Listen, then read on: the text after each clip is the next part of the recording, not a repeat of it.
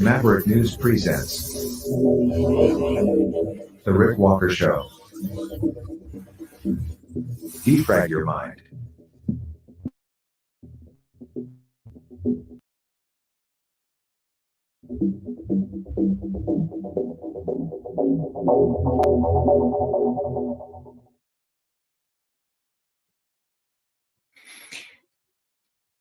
I miss the before times a lot.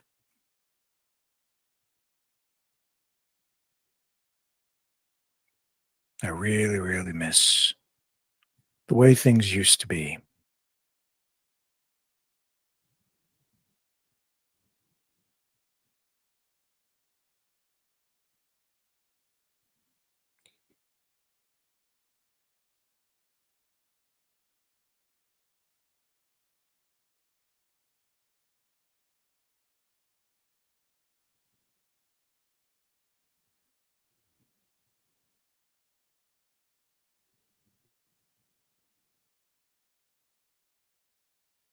We have a couple of nations on the edge, maybe a whole world.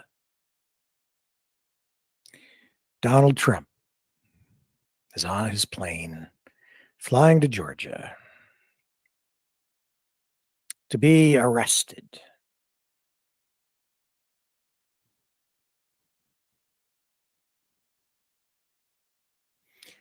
We'll cover it.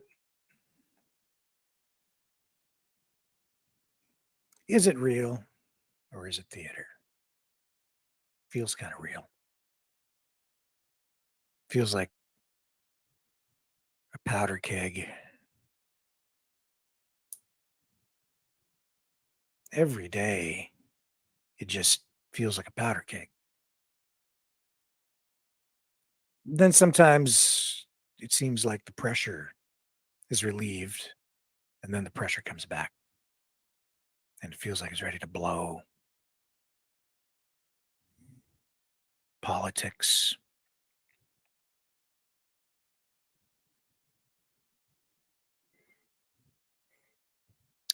Power, it corrupts. Brings out the worst in people. That's what we're dealing with tonight.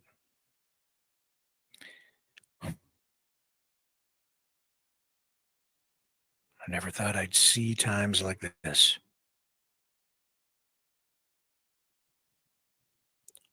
So much going on out there, so much tension, so much weird stuff.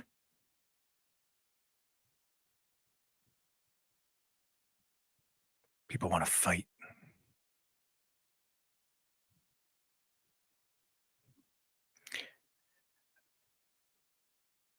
Welcome, everyone. Welcome back to the Maverick News Channel. Welcome, Maverick family. It's good to have everybody here. We're here. We're alive. We're kicking. August 24th, 2023.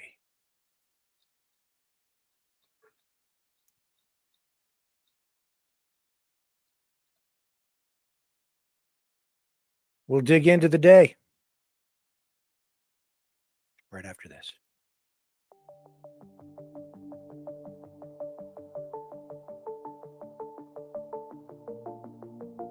Greetings, brave Mavericks. Our quest for truth continues. We go beyond fake news. Together we expose propaganda. Together we pull others out of rabbit holes. We are maverick thinkers. We are all unique individuals, defenders of individual rights and freedoms, credible, trusted, grounded in reality. Maverick News, Maverick News. Defending free speech, free speech. Donate at freedomreporters.com. Do it now. Tomorrow may be too late. Too late. Maverick News. The world is watching.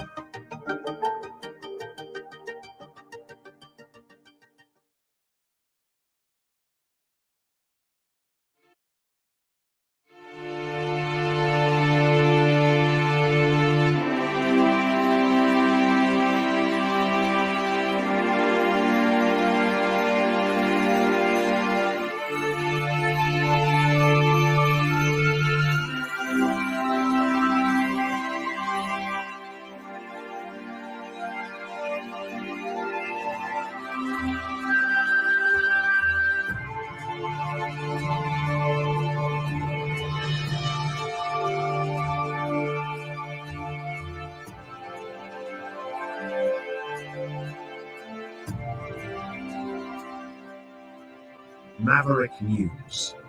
The world is watching.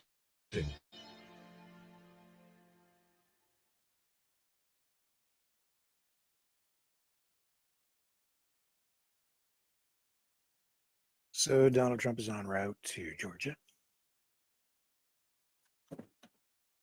Yep, I guess they're going to arrest him. Take him to jail. Looks like they're going to get that mugshot.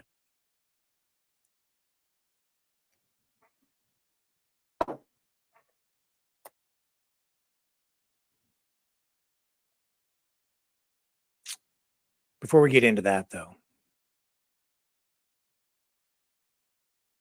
Sheila Annette Lewis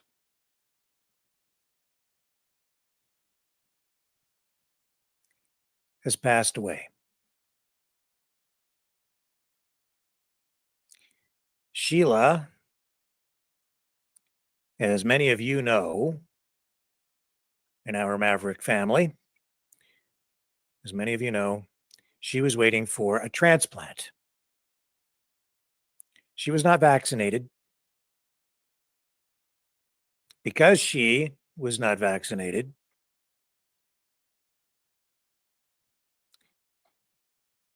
she was denied a transplant.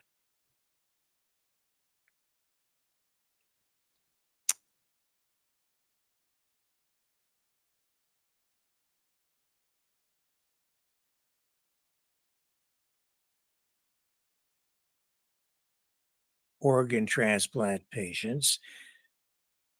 I was out in Alberta, and Alberta Health Services and 6 doctors removed her from a high priority organ transplant wait list because she wouldn't take the COVID-19 vaccine.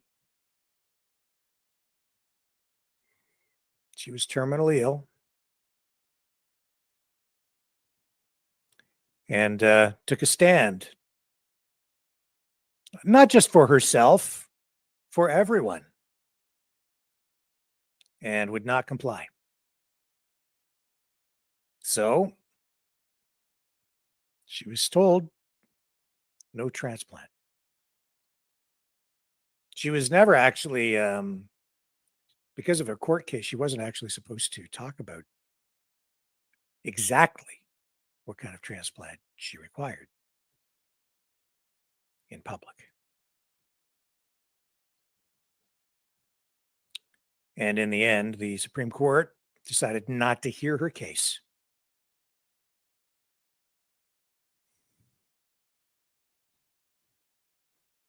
She did find a hospital in the United States that was prepared to do what needed to be done to give her the transplant that she needed, the organ transplant, but she had to raise funds.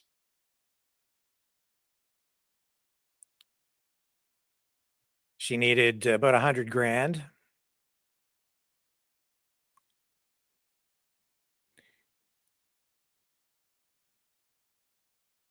Or thereabouts. I'm not exactly sure how much in total it would have cost. But in the end, she just didn't make it. So she has passed away. The Justice Center for Constitutional Freedoms was providing some legal assistance and posted a statement, has posted a statement saying they are aware of reports that Sheila Annette Lewis has passed away. In their statement, they say, justice delayed is often justice denied. The decision to remove Ms. Lewis from the transplant list over her COVID vaccination status may have cost Ms. Lewis her life. Yeah.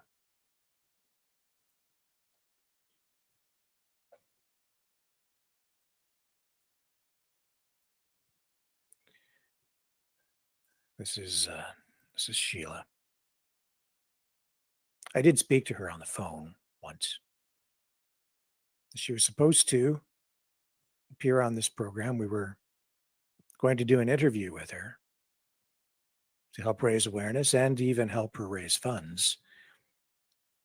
But each time we talked to her about appearing on the program, she canceled because she said she wasn't well enough to do it.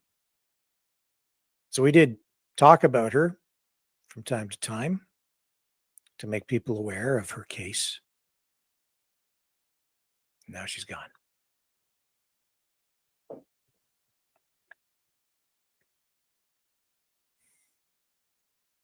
We still have problems in this country that need to be addressed in Canada and in the United States, around the world.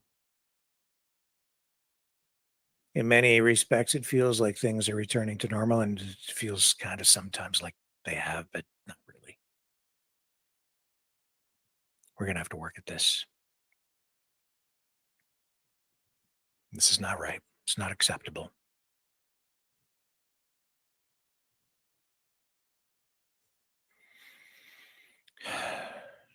This is senseless. It's getting, it's just building up, man. It's just building up again, the pressure. Here we are. Earlier today, I had a conversation with some friends, some very good friends. And we talked about these problems and a lot of other things going on as we are sort of looking ahead to what's down the road for our country, for our communities. And I left that conversation this afternoon feeling pretty good.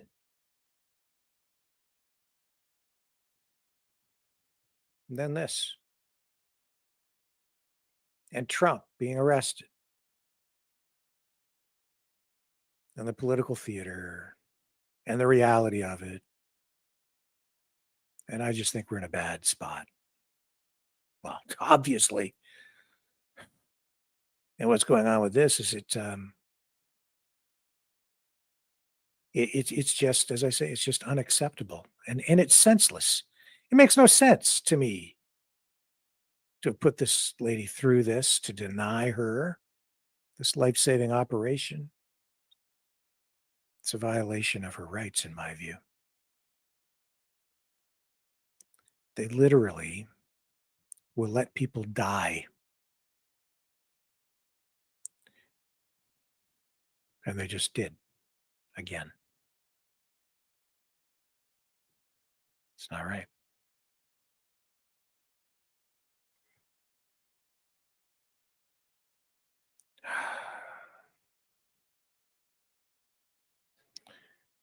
We're going to go to the phones tonight. We're going to get comments from you guys on stuff going on. There's a lot of news, but I just think we need to have a bit of a conversation. So we will. We will. 19 defendants charged by the Fulton County District Attorney, Fannie Willis, for their alleged efforts to overturn the results of the 2020 presidential election in Georgia, are in the process of surrendering to be booked. And then they'll be released from the Fulton County Jail. All of this happening before Friday's noon deadline. And Trump, on his way, is has been set by a judge at $200,000.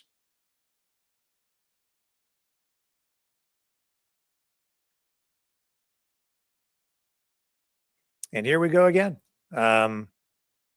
Live media coverage. I'm not showing you kind of what's going on at this point, but it's been ongoing all day, just like the other ones. And Donald Trump is going to get in a car, and there will be a motorcade, and then he will go to the airport, and he will get out of the car, and he will walk over to the stairs, and he will climb up the stairs and get on the plane, and then the plane will fly, and the plane will fly to Georgia, and then it will land, and then he will get off the plane and get in a car and drive to the courthouse and the jail, and they'll take it.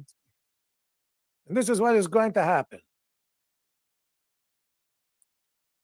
It is reality TV for real.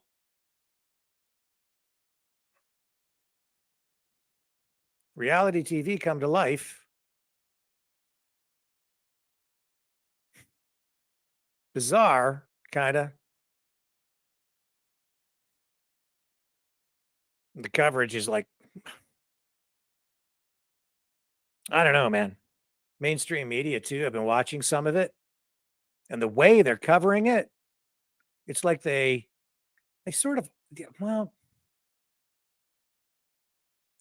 they're not really truly acknowledging the risk, the danger that arresting him poses. They are, but they aren't. They're blaming it all on, I mean, when they do address it, and I've watched a little bit of ABC, and when they do address it, they're running like a kind of a hit piece on him, a video in between online, just talking about, the Patriot movement,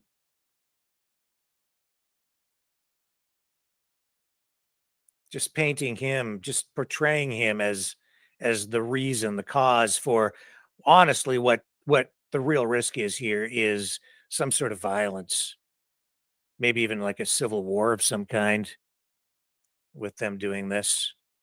They don't really seem to want to talk about it. I can't imagine why. Well, because if they talk about that, they'll incite it. They think, probably, in a way. They don't want to. They are inciting it, though. I mean, that's the point that I'm making. The DNC, the Democrats, Biden, by going through this exercise, that's what they're doing. They're the ones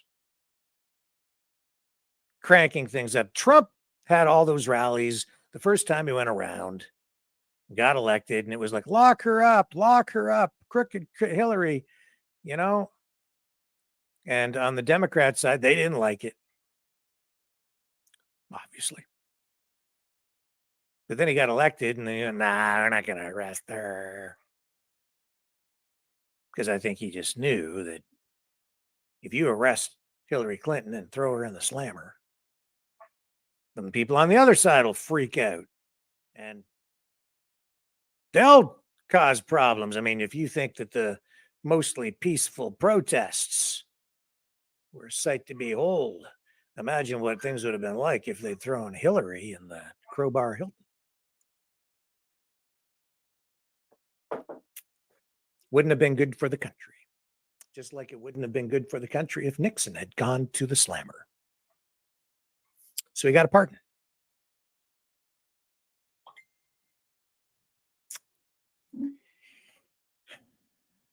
This time, I don't know. I've been saying it's kind of like political theater, but I think maybe it's more than that. You know,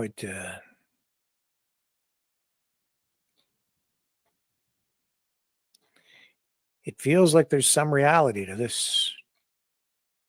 And what they're doing is they're turning the darn country into a banana republic. There's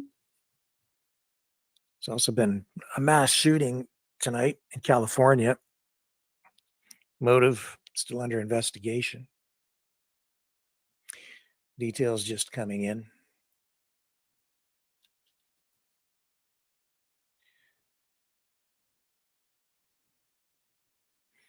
I'll get you the information on that through the night. So we'll follow this thing with Trump. I'm going to take another little break here, and I'm going to get some stuff queued up so we can see what's going on. I'll keep you updated. And we'll go to the phones shortly. We're going to flip the show around a little bit tonight and get you guys to comment on some of this stuff, give you guys a voice as all of this unfolds. And we'll talk about these wildfires out west. Kind of a different sort of a problem has surfaced out there.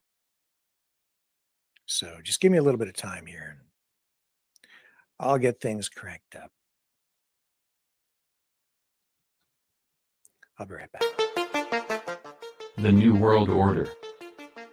Government overreach. The Great Reset. Mainstream media lies. Now more than ever, independent voices are needed. Donate now at freedomreporters.com. That's freedomreporters.com. Maverick News. The antivirus program for your mind.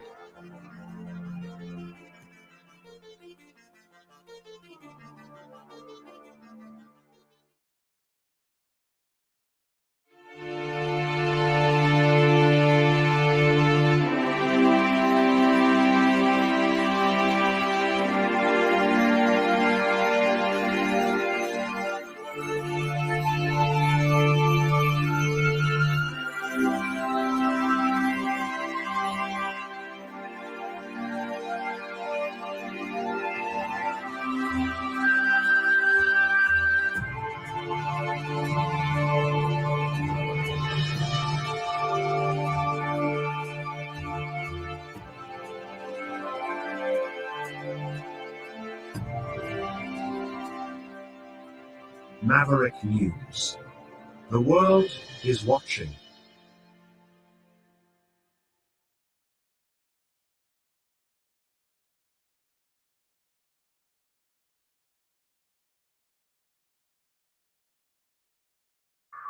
Hello, world.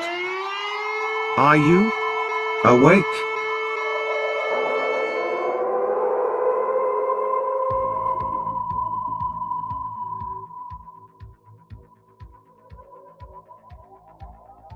Uniting humankind by liberating millions of minds at a time.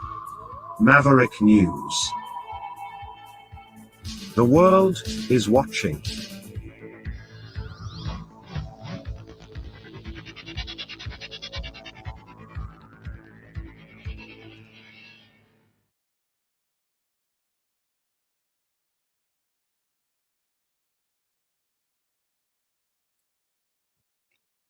Okay, I'm here. Before we get too deep into anything else, I've got another idea. I'm going to make a phone call, maybe a couple of phone calls before we get into all this Trump stuff. Hang on.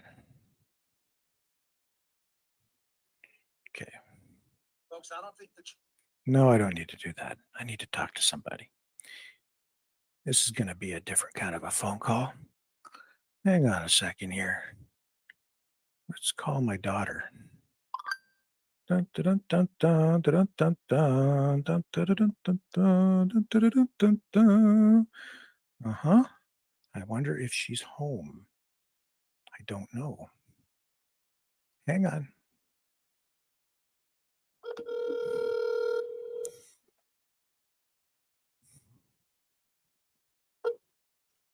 Hello. Hello. Hi. I'm just letting you know that I'm on the air live with you right now. Just so be careful. But no swearing. Okay. I have a question. Are you happy?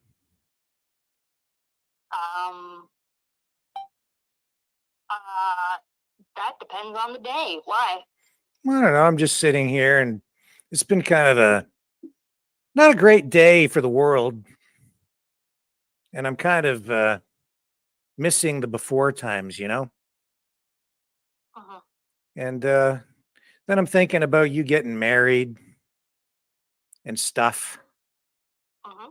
And so I just thought I'd call you and just see if you're happy. Well, I mean, big picture, yeah. Yeah. Hmm. Well, that's I mean, good. I'm Yeah. yeah. There's stuff that I'd like to change, but that's life. I don't know. Well, yeah, with everybody, right? Mm-hmm. No, I'm just looking at the news today and everything kind of sucks. The world kind of sucks. So that sucks, but it's also what you make of it, right? Mm-hmm.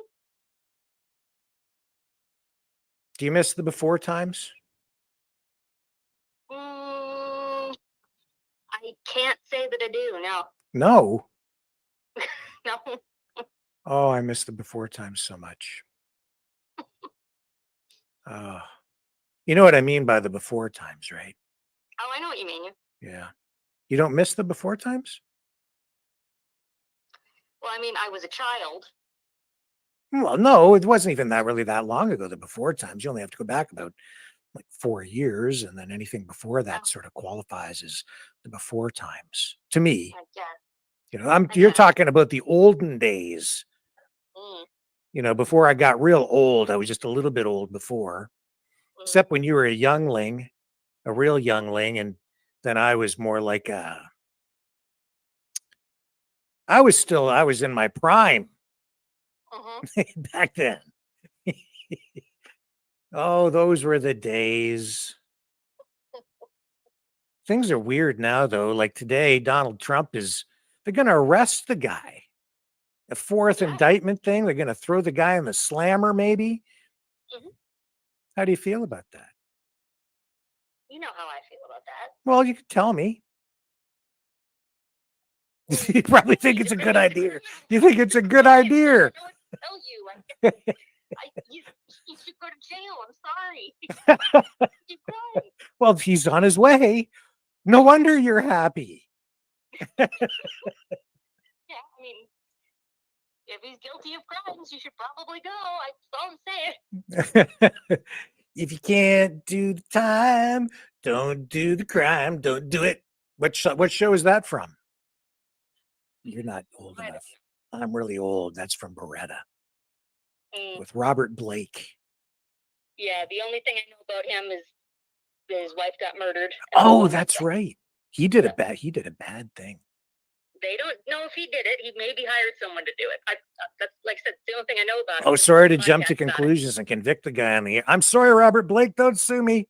I got it wrong, maybe. I think he's dead now. Is he dead? I can't remember how it ended. I'm pretty sure he died. I don't know. I'd have to look it up, I guess. Yep. Hmm. So you're getting married. Yeah. Just And a couple weeks here. I got my wedding costume, That's good. and and I'm gonna so I have to wear a purple tie, right? I guess that's the plan. Yeah, Mom said you got a black suit. Yep. Yep. I'm gonna get all gussied up for your wedding. Yep. And that's not news, but that too is reality. Mm-hmm. That's a very real thing, getting married. Yep. Yep. Hard to tell what's real anymore these days. I saw a dress in a photo shoot in Vogue magazine this week. I can't remember the model's name, but it had 2 + 2 = 3 as like a graphic thing or a embroidered thing on the front of this dress. And that was the fashion thing. So it was featured in Vogue magazine. And I thought, well, that is exactly like that's a metaphor for today's reality. You can kind of just construct anything you want and make anything real in people's minds using the metaverse and artificial intelligence and deep And I'm sure fakes. that's what they were getting at with the dress. Yep. Exactly. Which is kind of clever, really. It's like fashion and art imitating society today and today's culture. It's a statement on that. And it's weird because I think people look at that and say, well, you know, that's a good thing because you're challenging the norms. And I'm thinking, I'm not sure that that's a good thing because you're telling people that you can actually come to the conclusion that 2 plus 2 equals 3, and you can make that real, and that's okay and actually desirable.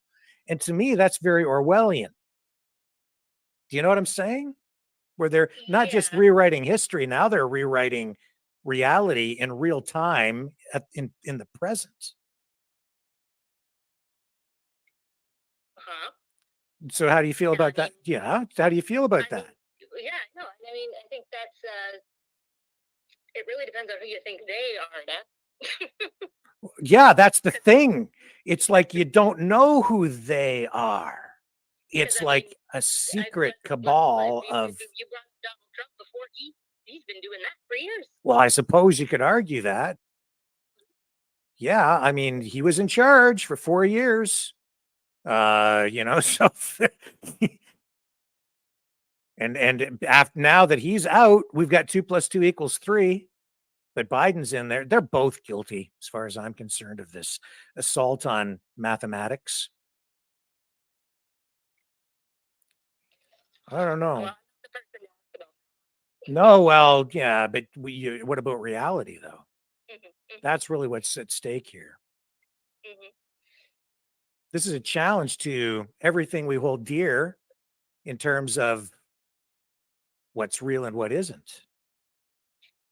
I mean, you know that in 1984, the book, right, by George Yeah, Orwell, they rewrite yeah, history, and then yeah. they coerce people basically into accepting things that aren't true simply through repetitive information distribution and coercive um, psychological measures to convince people that things that aren't true, they just, you accept that they are. And even though you know they're not true, you then say that they're true just to basically get them to stop torturing you psychologically. Mhm. And so when I see a dress that says 2 plus 2 equals 3, I'm horrified, actually. I'm horrified. Okay. So I called you because I needed to feel better. Okay. That's why I'm Well, I phoning mean, you. I don't know how to prove to you what's real and what's not real, but I mean, I'm real. Yeah. Okay. You know. Yeah. So Pinch yourself. Just make sure. okay. Well, okay. I won't go on too much longer. People are probably thinking I've lost my mind, which is kind of what goes on this show every time I'm on. It seems these days. I'm just glad that you were home and not working, so I could Yeah. talk No, to I'm at home right now. Yep. you. All right. Anything else I need to do for your wedding? I feel like Steve Martin, father of the bride, kind of. Except I've been kind of staying out of it. If you've noticed, but that's the way I am, right? I know. Yeah. It's just Mom's been the one who I've been getting to do the stuff. So Yeah, that's the smart thing. That you don't really want me involved too much. ah, Just kind of. I don't know. I'd probably cry and stuff. So um, I might even have been doing that in secret just a little bit. oh, okay. No, yeah, no. This I mean, when you come down, I just need you to help set up because we didn't hire anybody to do anything. So that's all I need from you. Oh, so you're gonna put me to work? Oh yeah, everybody's working. Every That's how we're affording it. Everybody's working. uh, how does it see? There you go. Growing up impoverished in this family has built real character. That's okay. I don't mind pitching in a little bit. Okay. Just don't get me too involved in the planning and stuff, or I'll muck it up on you. It's okay. Everything's pretty much planned. I'll have diagrams to where stuff has to go. That's all I need. I just need people to put stuff places. Diagrams. Yeah. Wow. You are organized. Good for I'm you. a personal assistant. That's what I do. That's true. A personal assistant. Mhm. Well, we'll all be there to assist you Okay, when the thank time you. comes. All right, I'll let you go. Okay, Love you. love you too. I'm glad you're happy. Thank you. Stay that way Okay. because the before times are behind us. Mhm. The new times are ahead, and they're Mhm. gonna get better. Mhm. Love you, kid. See ya. Bye. Bye.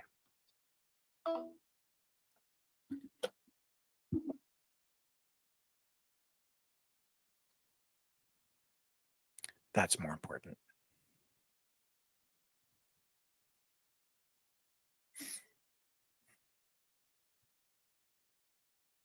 Yeah. I'll be back.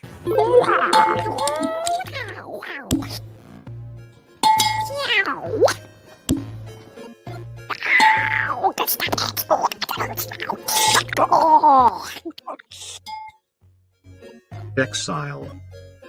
The Knights of Malta. Maverick News.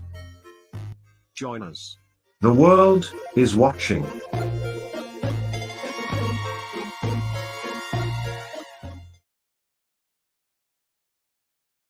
See here.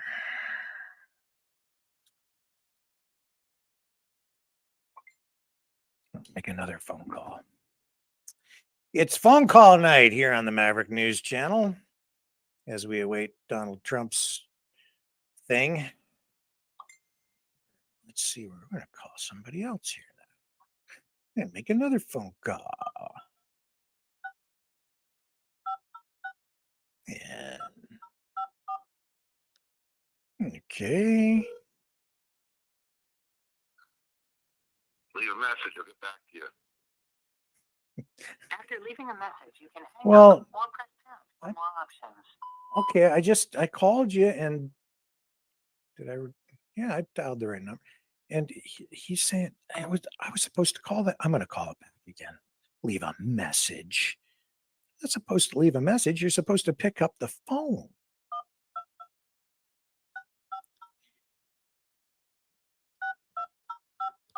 All right. One more time. Here we go. Who this? This would be Monsieur Walker. Eh? Ricky Walker. What's going down? Well, I'm trying to feel better in this crazy, stupid day of indictments and arrests and terrible news. I'm trying to find people who I don't know are going to just cheer me up a little bit. So that's why I'm calling you. Oh. Okay, here we go. I'll be like Santa Claus over here for you. Am Okay. I happy? Truly happy? Yes, I am. And people ask me why I'm always happy. Well, I've been with the same girlfriend. September 1st will be our 29th year, my friend. Wow. Okay? Boyfriend, girlfriend. I got 3 beautiful, healthy kids. I got a roof over their heads, food in the fridge, and I did it, okay, by going to work every day, being who I am, right? Yeah. So I'm happy for that. I'm happy with politics. I'm not happy with a lot of other things. But in my personal life, I'm happy, my friend. I might That's get it. 2 weeks off of work because we're slowing down a little bit. And I told my boss today, let me know by tomorrow because I'd like to take my son and my wife to Thailand for 2 weeks. And he said, why Thailand? Because I like the food. He said, are you going for the girly boys? I said, no, I'm bringing my wife. Right. Good for you, man. Yeah, so I'm happy, right? Really. That's good. Yeah. And Leo, you sent me this video of the lightning. In that video, yeah. Yeah. Check this out. Yeah, here I'll bring it up on the screen. This was something else. This went on for 12 hours straight. I've never seen it like this in my life. Okay. Wow. For 53 years. I've seen lightning, I've seen fire, and I've seen the rain. I've seen sunny days that I thought would never end. Okay. James Taylor for you. Yeah. I've never seen it for 12 hours like this, guy. There's something going on.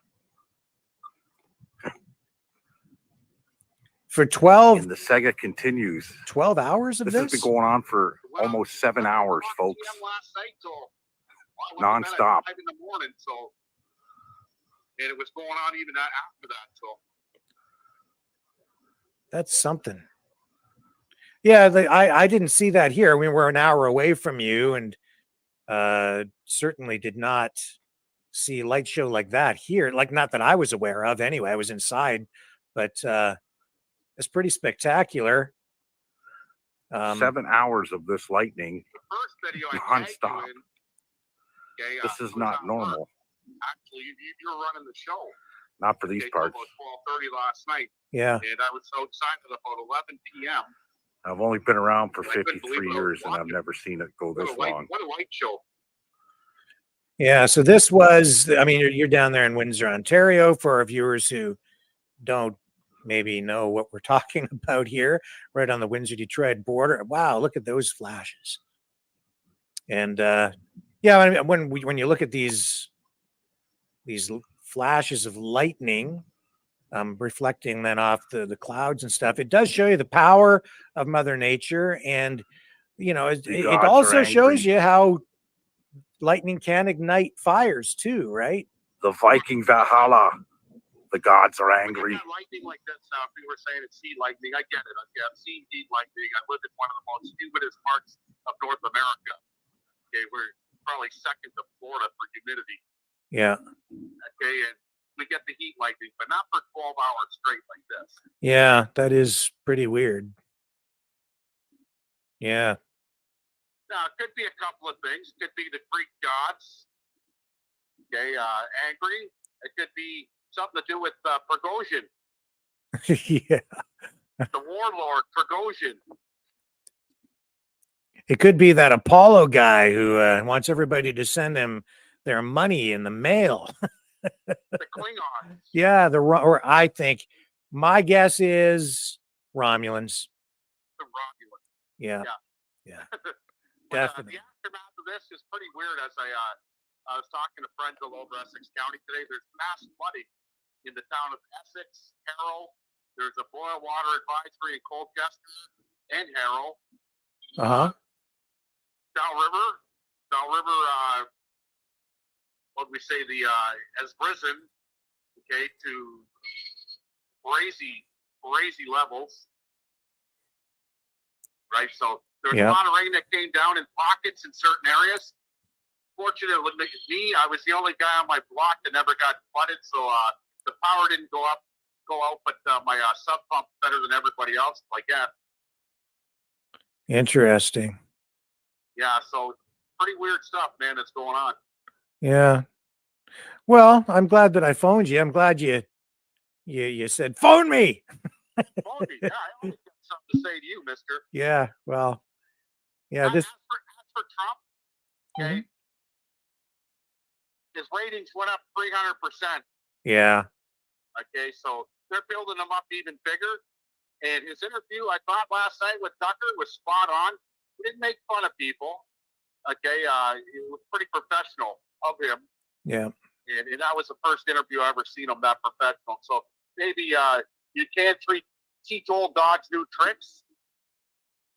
And he's learning, right? So Yes. I'd like to see him as a president personally. You know what? The war in Ukraine would end. Yes, I'm certain of that too. I think you're right. And I'm glad you were on the program last night with us for a while there, because I always appreciate your input and perspective on things and that debate. Yeah, and I thought his interview was actually pretty good. I thought the interview got better at the end, honestly. Yeah, he did a great job with Tucker. It was a smart move for him to move away from the what was last night, the convention or whatever, now where everybody was speaking at. Get away from that table. They're all a bunch of losers. DeSantis is probably the smartest one out of all of them. Yeah. Okay, but the rest of them, they're all losers. They shouldn't even be there. You got the head of the DEA, who's the Arkansas government, ex-DEA, Arkansas government. Okay, he's the governor of Arkansas. Didn't we have a guy named Bill Clinton? running the country once upon a time. Yep, that's Where right. was he from? Arkansas. Yep. There's a lot of scandal with the Clintons. There's a shit ton more with the Bidens. Okay, this fight, what's happening in Georgia is draining the swamp even more. Because I'll tell you, if he becomes president, there's going to be a lot of people with their heads on the chopping block. Yep. Because he's coming, and he's coming full strength. Okay, as for Hillary, the shit that she's pulled, okay, the Bidens, oh my God, the shit that they're trying to charge him with and keep him in jail with, the Bidens have done 10 times worse. Yeah. Well, they're definitely making a martyr of him. And in that way, they're making him stronger than ever. Well, I hate to say this on here because you're still on YouTube a little bit, but I'll speak in a different language. Mm-hmm. Something's going to happen to Joe Biden, and it's probably going to be from his own party. Okay, let's say JFK style. Uh-huh. Okay, and they're going to blame the right. Okay, and then Really? You think that? why not? They've done a lot worse. He's at the end of his rope now by the looks of him, right? Yeah. I would have thought they would just like let him fade off or something and just finally admit that he's lost his mind and then just have him slip away into the sunset. But well, if they pull a Reagan on him or a JFK or a Bobby, okay, yeah, it'll make the cause even more for their side because they can say, "Oh, it was the Trumpers, it was this MAGA, it was the far right, this and that," right? So, and they do stupid shit like that. And by the way, 2 plus 2. If I came into my work and said to my boss, and he said, "Leo, okay, what's 1/16 plus 1/16?" I better know that's 1/8. I better not say that's a quarter inch or 3/8 of an inch. I'm fired. yeah, Period. Okay, math is a different language. It's a language all by itself, and they stopped teaching good math, okay, in schools. yes, It's a language all by itself. It's a universal language, okay, and I teach people from all different countries, Rick, that come in here, from Mexico, I got a guy here from Eritrea. I got another guy from the Philippines. Now, they don't speak English very well, but math is a universal language.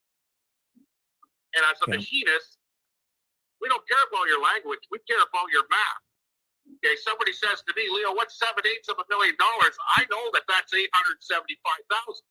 yep, Somebody says, "What's 5/8? That's 625,000." Okay, I just know because I've been brought up with the math, and it's a language, and we can't get rid of this language. And anybody that's telling you 2 plus 2 equals 3 should be fired. yeah. It just shows how strange the times are. My God. My God is right. Yeah. People go, "How do you know math so well?" Well, they changed it all on me in grade school. We went from the standard, okay, fractions to metric intense, okay? Yep. Now, I do know both because that's what my job has. They pay me to know both, right? So I had to learn both. But when I work in thousandths of an inch. I don't go to microns. I can go to microns, but I prefer working in 16ths, 30 seconds, whatever, right? Yeah. I can break. There's not a fraction that you can't tell me right now that I can't break down into a decimal in my head, right? Yep. If somebody says 3/8 of an inch, I know it's 375 thousandths of an inch. Yep. Okay, and I got to know this math. And then we get into other things like trigonometry. Okay, not that we use it much anymore, but in the old days we used it a lot. We had to set up an angle. It had to be at 4 degrees, 3 degrees, whatever degree was called for. Okay, and there's a special way of doing that, right? So don't mess with the math, folks. Yeah.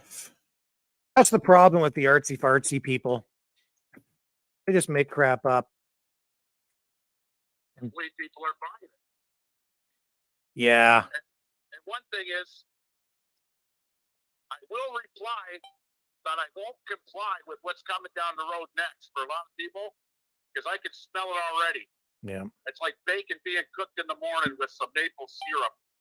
Okay, I can smell what the government's got planned here in the future. Yep.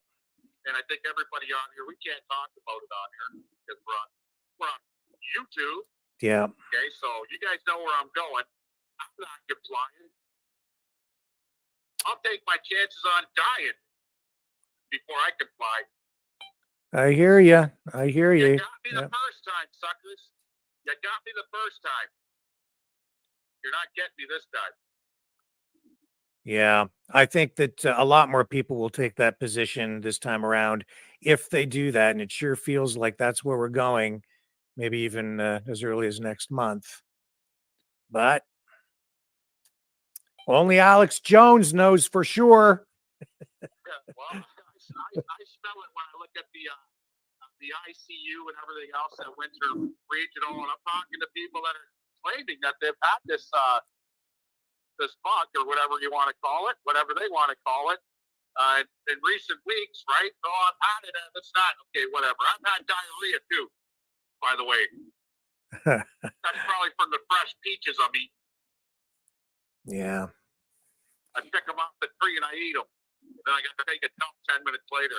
So And- everybody's blaming their little runny noses and diarrhea and everything else on this. You know what? Mm-hmm. Not this man. Okay, Rick, I got to get back to work and make some money for my honey. Okay, sir. Thank you, Leo. Love you guys. All right. You have a great night. Talk to you soon. Bye. Hey, you don't love me? I love you more than now you- Jello pudding. Now you make my day. More than Jello pudding. Nobody loves more than Jello pudding. Oh no, I do. I love you more than Jello pudding. That's Yeah, a whole lot. Okay. All right. See ya. Bye.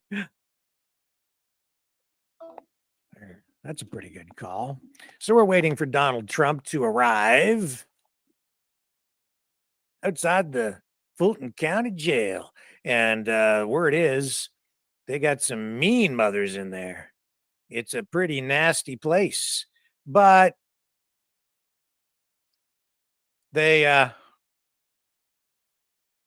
going to have to give him at least some special treatment when he goes in there, because he's a former president and he has Secret Service protection. And it's not going to be like they just arrest him and then hand him over to the inmates. And they're going to get that. Oh, there's the media getting ready to take the shots. And yeah, you know, the what they're not talking about, honestly, in the mainstream media coverage of this so far as I've been able to see, is the risk associated with this. And what I mean by that is, you know, you're pissing people off. You are undermining trust again in the system. You are doing stuff here that is akin to what happens in a banana republic. You are really poking a hornet's nest. You have a lot of people who have so little faith in the current government that I think, you know, there are people out there that if you persist in this, things could get out of hand. Well, let's just dump out of this kind of boring footage. Waiting for Trump. Dan Bongino said something today. I think it was today. Anyway, I've got this clip. And he's saying, don't post bail. Like, don't pay the bail. Let them put Donald Trump in jail. I'll let him explain, and then I'll comment on this. Here's Dan Bongino. Okay. Let's see what Bongino has to say about this. This is controversial, and I'm not sure. Well, let's let him talk. Folks, I don't think the Trump team should post the bond. I don't. This may sound like a crazy idea, but folks, we're living in crazy times, and crazy times require different, crazy, bold approaches. Fannie Willis wants to be a smart-ass tyrant, little socialist communist like she is down in Fulton County, Georgia. Don't post. Don't post the bond. You jail him? Let's elect our first political prisoner. Go ahead. Go to jail. Let the Secret Service shut the entire jail down, and we'll see how long you're willing to keep this charade going. Let them put him in jail for a bit. Folks, I know it sounds crazy. Let the Secret Service shut that entire floor down, because remember, Title 18 USC 3056 and I believe 1752, the Secret Service has the absolute federal authority, the supremacy clause. They can declare anything a federally protected area, even a prison cell. They can clear out that entire wing of the prison and make sure Donald Trump never sees another human being in that prison other than the Secret Service. I wouldn't post. You may think it's a crazy idea. I don't think so. Folks, you've seen people around the world take a stand like this, and it's easy for me to say, I get it. I wouldn't be the one in a prison cell. But you want to send a message? Let's see. Let's see what happens. We should hold protests outside of that prison cell every single day. Don't post. Don't post the bond. Make them put you in jail and make them show America their asses and show America who they really are. And let's see how long this lasts.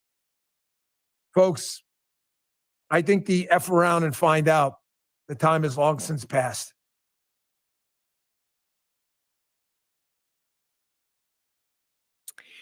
See why I'm like feeling a little low today? Because things are really messed up. That's actually kind of dangerous talk. I understand it. I don't even entirely disagree with it.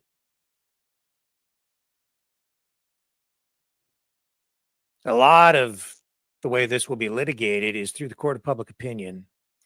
And if they actually throw him in jail and keep him there for any period of time, it will just throw fuel on the fire.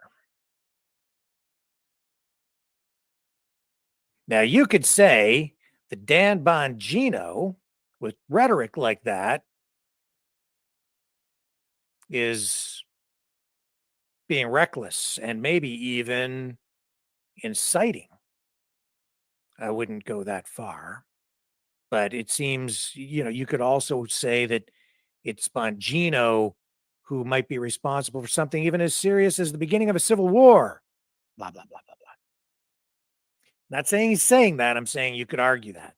But the point is, you could argue that he's taking that kind of position, but I'd actually say it's the other way around. He's frustrated. And he's saying the time for F around and find out is long since passed. And, I understand the rhetoric, but you know what? They wouldn't be talking about this at all if they weren't doing this to Trump in the first place. They're the ones inciting. They're the ones poking the hornet's nest. They are the ones who have taken a nation to the edge. And when I say they, I'm talking about the Biden regime, the Bidens, the Clintons, the Obamas, the Bushes, the Rhinos, the DNC.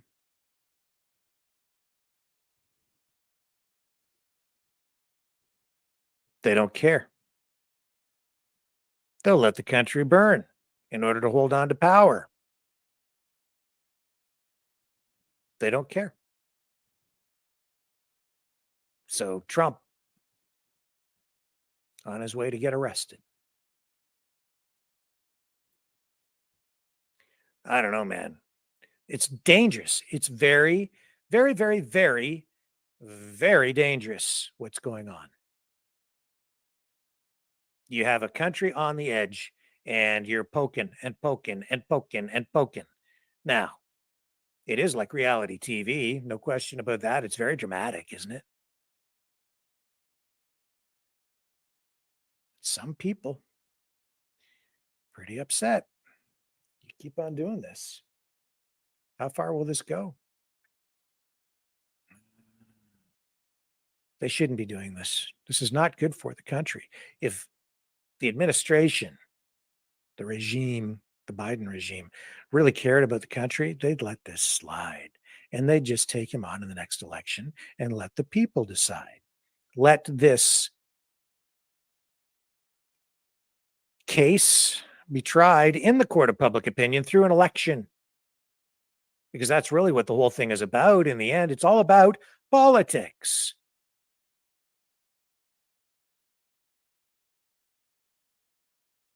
And about freedom and freedom of speech, freedom of expression. It's about individual rights and freedoms, and even Donald Trump's rights, his right to legal due process, his right to actually challenge things. It even comes down to Sheila's rights. It's all kind of one and the same in the end, isn't it? Same issues, same problems. They wouldn't hear Trump's cases, they wouldn't hear her case. Two different countries, same kind of problem. Because it's all tied together in a way. No, it is. It's tied together. It absolutely is. So we're still waiting for Trump's arrival. Let's go back to live footage. And we'll show you what's happening outside the prison. Here we go. And yes, this is making him more popular than ever, rising in the polls. And he is facing a legal situation here that is very unusual, different than anything he has faced so far.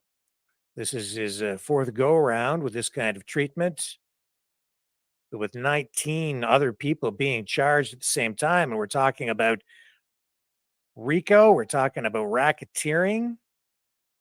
These kinds of charges makes sense to me that that's what they've done. That's what they're about to do. And they are making a martyr out of him. And, that's not wise. These things, they have a way of coming back and biting the people who perpetrate these kinds of activities. They have a way of coming back to bite the perpetrators on the butt. And I'll explain what I mean. But first of all, let's go to, here's some footage. ABC is picking this up. So here's mainstream media. Let's listen in just to analyze their attitude and their tone on this tonight. Weighs on Donald Trump. Donald Trump is a germaphobe. He doesn't want to be around anything like that. So I know from my sources that's something they prepared him for. The mugshot is something that we're still waiting to see. Every indication is that he will get one tonight. And Donald Trump, as I've seen in real time many, many times, Stephanie, Donald Trump is a guy that we know is vain. He's a guy that always wants to tweak the lighting, like the way he looks. So to think Donald Trump is just going to have a quick photo taken, there's no approval, no weighing in, no nothing. I think that's going to really hurt Donald Trump's ego tonight, among other things. And John, we're watching his private plane land right now in Atlanta. We should be seeing him in just a few moments. But as Aaron touched on just a few moments ago, this is historic. Prior to Trump, no former or current president had ever been indicted. It's not just historic, it's a freaking embarrassment what are they what they're doing to him. Well, again, I mean, I think it's very much that they've all gotten used to this. As somebody said to me, here we go again. And then they're the ones normalizing this. That's what they're doing. It's becoming rather routine for Donald Trump and his aides. And I do think a part of that is that obviously right now they are trying to deal with two calendars that are colliding in real time. They are dealing with the political calendar because Donald Trump is indeed running for president for a third time, and they are dealing with this growing, expanding court calendar. The big question right now is, where does this go? We know, based on information that came down today, because another defendant in the case is trying to push for a speedy trial, that as the moment we could see a trial in October. Now, Donald Trump's team, Stephanie, has already responded saying, whoa, whoa, whoa, back up. That's too soon for us. And obviously they changed lawyers today. So they have a lot of things to figure out right now as they move forward, because obviously this is just August. We have a year and a half, a little less than that now, to go until the presidential election. But to think that it's this case and 3 others, and of course some other cases that he's dealing with here in New York, he's got a lot to figure out right now as this all moves forward. And you mentioned the change in lawyers. Do you have any more insight as to why that last-minute legal shakeup? You know, Drew Feinling, who was the lawyer that was terminated by Donald Trump earlier today, had actually been one of the longest lawyers as of late working for the former president, because as you noted here at the top, this has been a probe that the DA in Fulton County has been going on for over 2.5. So we'll just mute that a bit.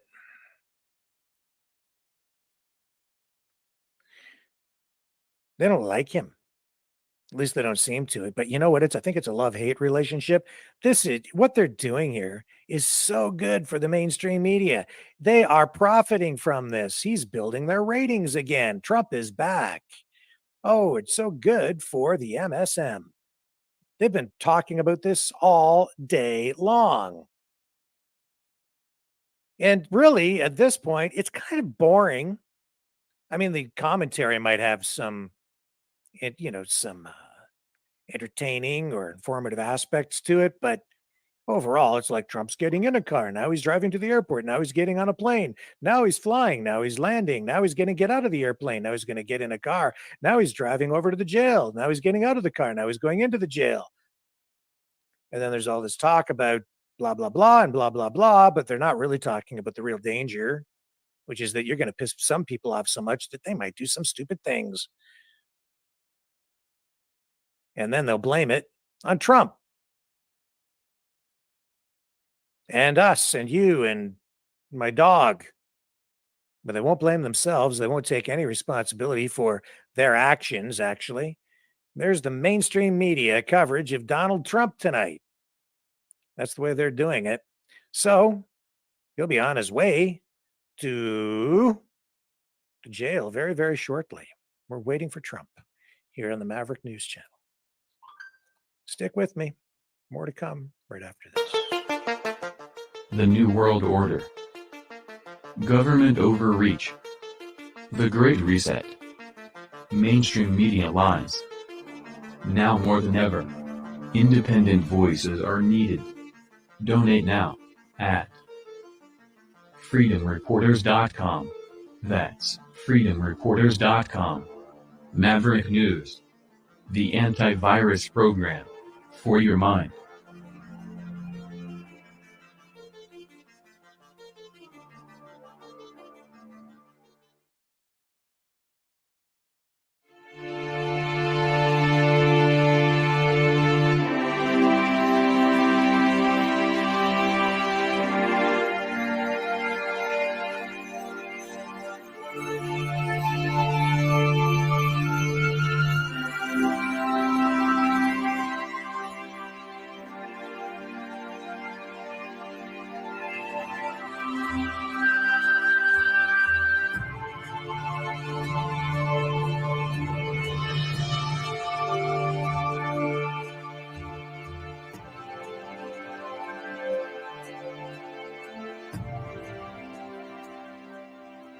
Maverick News.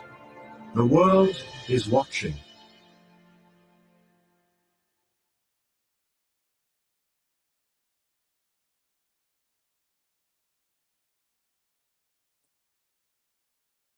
Okay, so let's go back to some footage here and see where we're at with Donald Trump.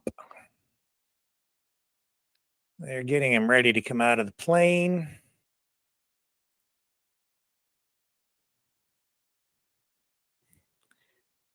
Hang on.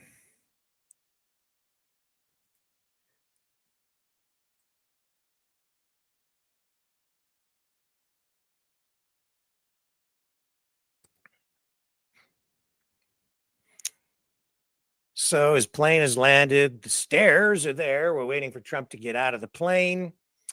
You know, here we go again. Let me see what else we have on this.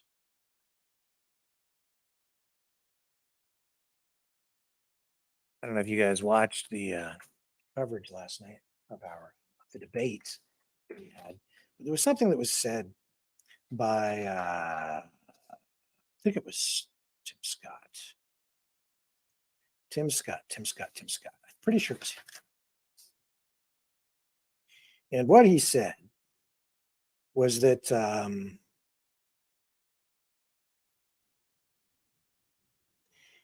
there's one of them anyway talking about if they become president, they would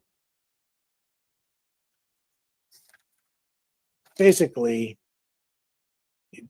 10 years for Biden, Hunter Biden, I guess.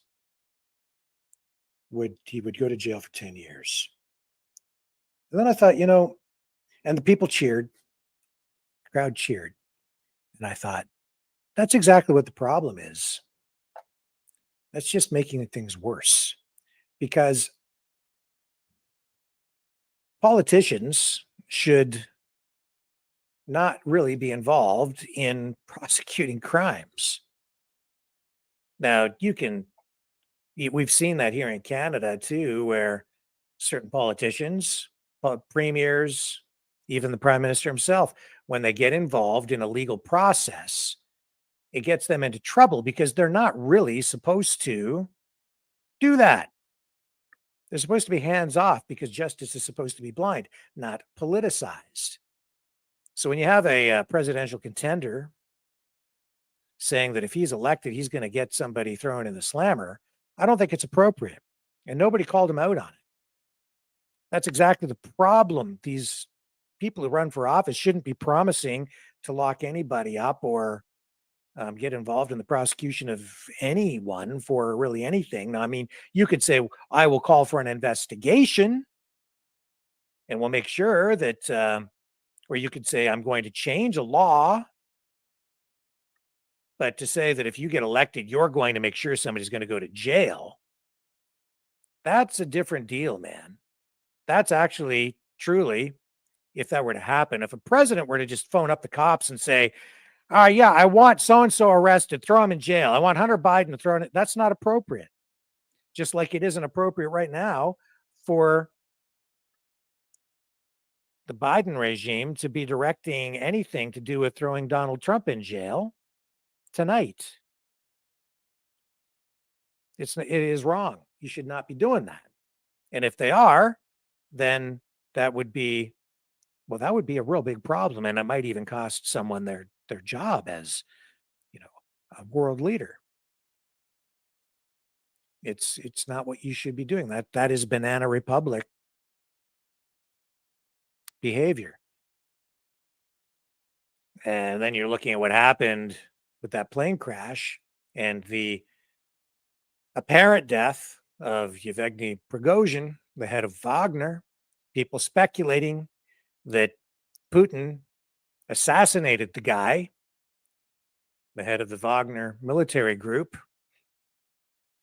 who just weeks ago took his military forces and appeared to be heading toward Moscow. Embarrassment for Putin, an embarrassment for Russia, putting a display of internal friction out for the entire world to see. Prigozhin sat there on social media and criticized the Russian military, the top brass, in an unprecedented way. Very dangerous. I said, as soon as he did that, and then we saw these troops rolling toward Moscow, I said, I wouldn't want to be in that guy's shoes. His days are probably numbered. He better be sleeping with one eye open. And then this. Now, I don't know what happened. We saw, I think it was Nikki Haley last night who said that it was Vladimir Putin who had killed Prigozhin. I think that she was the one who came right out and said it in the GOP debate. But we're still waiting actually for DNA evidence to confirm that he was actually on that plane and has been killed. I think we'll check in on Fox News and see if see what they're saying about Trump's adventure today in Georgia. Yeah, they're just saying that he's landed in Georgia, and of course we've got this feed here. Now here we go. We've got an aerial shot now, folks, of the motorcade. So let's go to that. Here we go. Donald Trump on his way to jail.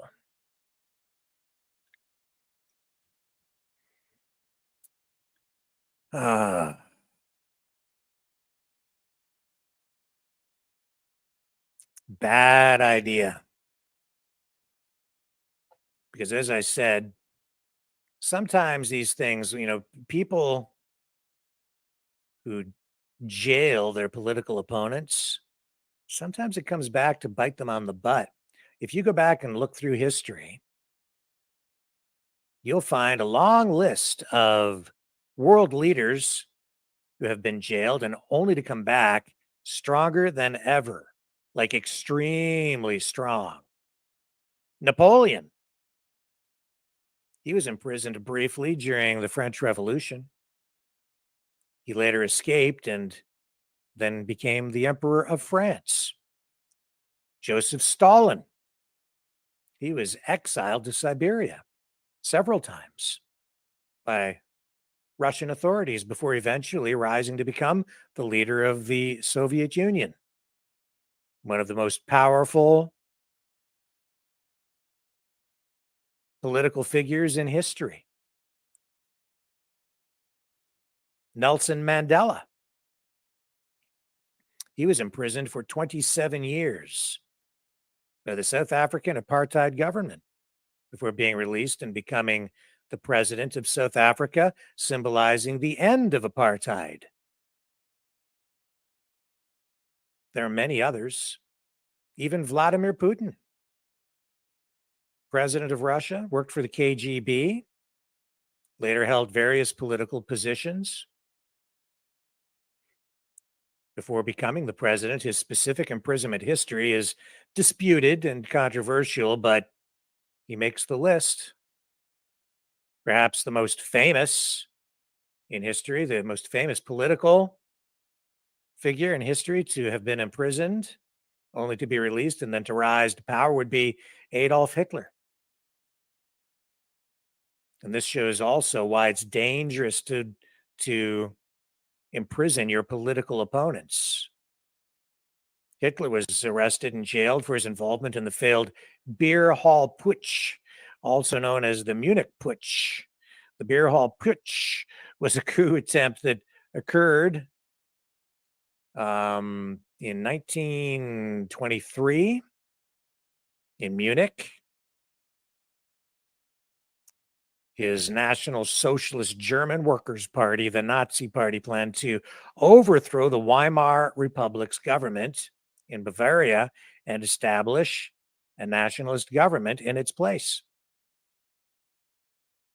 So this beer hall incident, triggered by political and economic instability in Germany after World War I, as well as Hitler's belief that he could capitalize on public discontent to seize power. That's what triggered that whole incident. So they saw him as a threat. They got a hold of him. They threw him in the slammer. So then when he was there, That's when he worked on Mein Kampf. He had a trial. During the trial, he used the courtroom as a platform to present his political ideas and beliefs. He was found guilty of treason. Are you learning anything, folks? And sentenced to 5 years in prison. He served only 9 months of that sentence. And as I said, that's when he went to work and wrote Mein Kampf, which outlined his ideology, his views. It laid the foundation for his future plans for Germany. His time in prison allowed him to further develop his political strategies, refine his ideology. And then after he was released, he focused on rebuilding the Nazi Party and pursuing political power through legal means. And in no way am I comparing Hitler to Trump.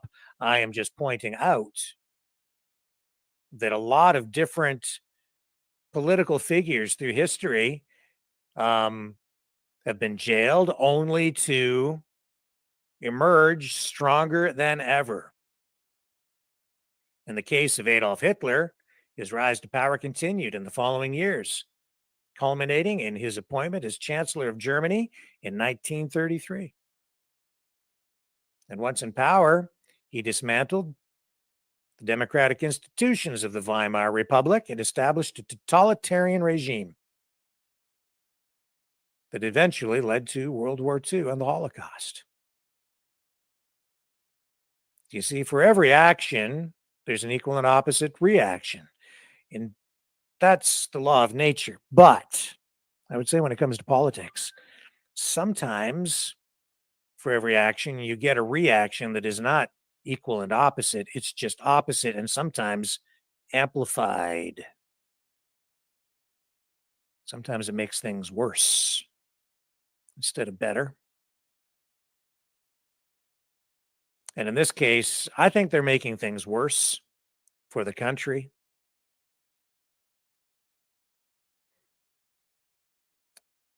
And again, in no way am I, comparing those two leaders. I'm just saying that this is not good. This is inflammatory. It will get people angry, upset.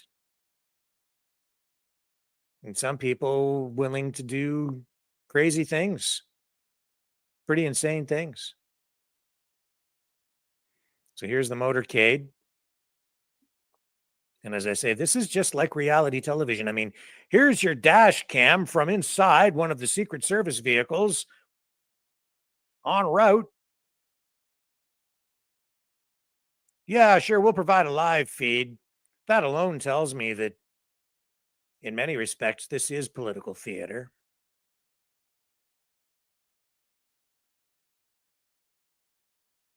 And again, this reminds me, I've said this in the past when we've been covering exactly this kind of content. This is very much like watching the OJ Bronco chase. And here it is again, building ratings for the networks. Thank you, Donald Trump. They should be thanking him. This is free content for the networks. This is reality television. This is 2 + 2 equals I don't know what. The sum total of what we're viewing here tonight is yet to be determined. Indeed, the ramifications from this may not become totally apparent for months or maybe even years, maybe well beyond the next election, the next term of whoever emerges as president could reverberate through history for decades. Who knows what the ultimate effect on the republic will be.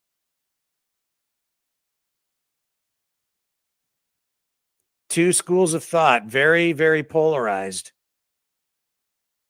On one side, well, you heard my daughter. I didn't mean to put her on the spot. Yes, I did. I just wanted to talk to her. She's on the side that believes Trump deserves to go to jail because she believes that he is guilty of crimes. She watches different newscasts than I do, obviously. And on the other side, you have people who feel he's being treated unfairly, victimized. He is definitely a martyr now in the eyes of his supporters. And there's no doubt that Trump is viewed by his most loyal supporters almost as an idol or even a deity. There's almost a religious aspect to it for some people who embrace him in whole. That's not entirely unprecedented or uncommon, even for many world leaders. People, mostly in totalitarian led countries, some people do buy into the idea that a mere mortal can have immortal qualities, the qualities almost of a god. And I hate to say that here in that way, but it is actually true. Some people, I mean, it's I think it's true on both sides here, actually. They tried to sort of turn Joe Biden into a almost religious figure during his inauguration speech, his inaugural address. The pre-address coverage by the mainstream media was designed, scripted in such a way that they did portray him as being like a religious cult-like figure. And Trump, through the course of his political career,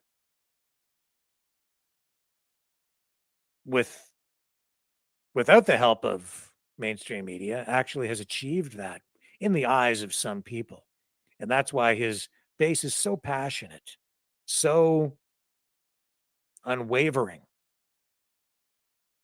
I would say that the political support that he enjoys today is different in nature than the kind of support that he had back in 2016.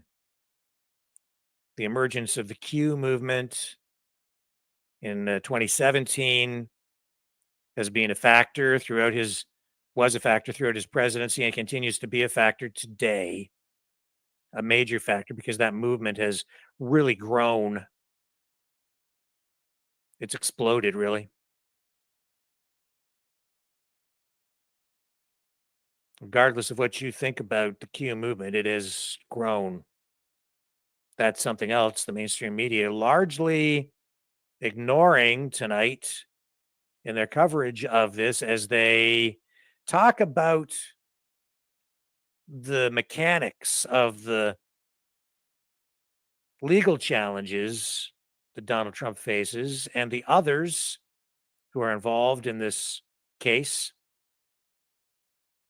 And here we are back at the jail. They're waiting for him.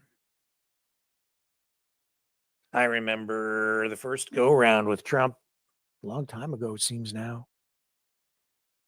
as he was running for the nomination. A friend of mine, politically minded, ran for mayor perpetually, never was elected in my hometown. He's passed away now. He was a friend of mine. And he thought that they would attempt to assassinate Donald Trump, as many people did at the time. It was quite a long time ago now. It's hard to believe it was that long ago. You're going back to 2015, 2016, almost like 8 years ago. Almost a decade has passed. I remember he phoned me and we just had a long conversation about Trump. And I said, what do you think they're going to do with him? And he said, I think they're going to kill him. They never did, of course. They haven't done that. I'm pretty sure that would be a dumb idea. Boy, talk about making a martyr of somebody. It wouldn't be smart politically on their side to do something like that. Because, of course, if you eliminate a leader like that, the political movement itself would it would just become even more solidified, stronger. Because as Trump has said many times, it's not really just him. It's not just about him. It's a movement. It did become a movement.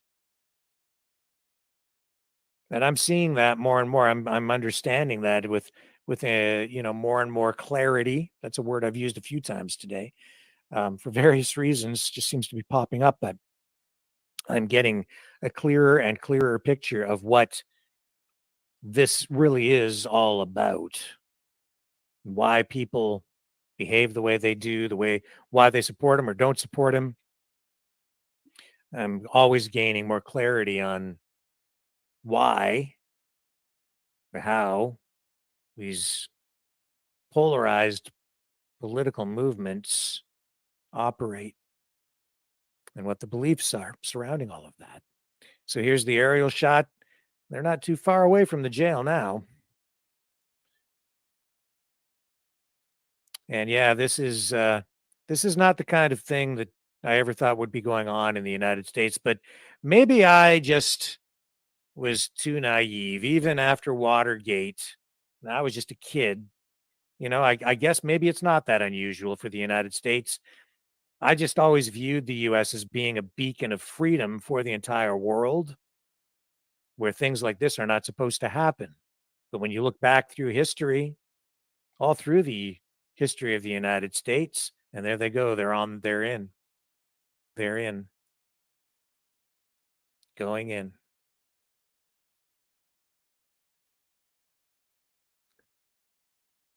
Lincoln was assassinated, JFK was assassinated, Robert Kennedy was assassinated. Ronald Reagan was shot. They attempted to assassinate him. Nixon, Watergate. I don't know how you feel about that, but I think in the case of Nixon,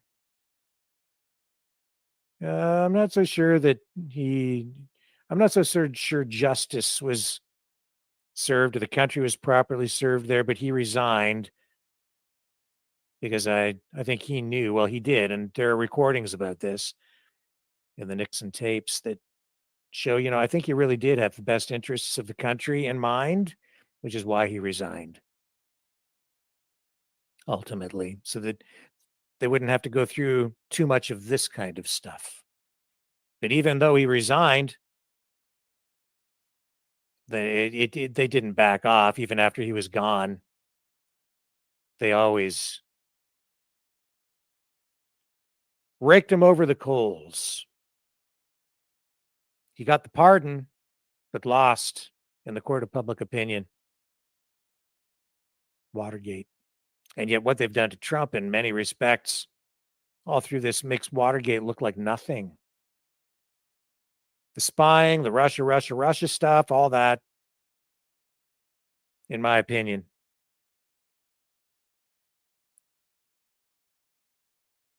When he said that his phones had been tapped and then it was proven that that was the case. Yeah. So there he is, man. Like, unbelievable. I can't believe they're doing this. In the United States of America. And we have to be careful what we say because we're living in this age of censorship as well. So you can't just say what you want to say about this. Here he goes. He'll be out soon. Going in.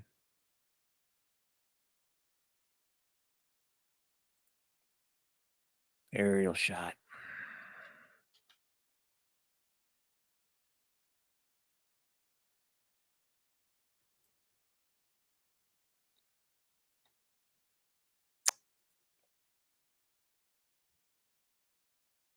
So this is live outside the Fulton County Jail.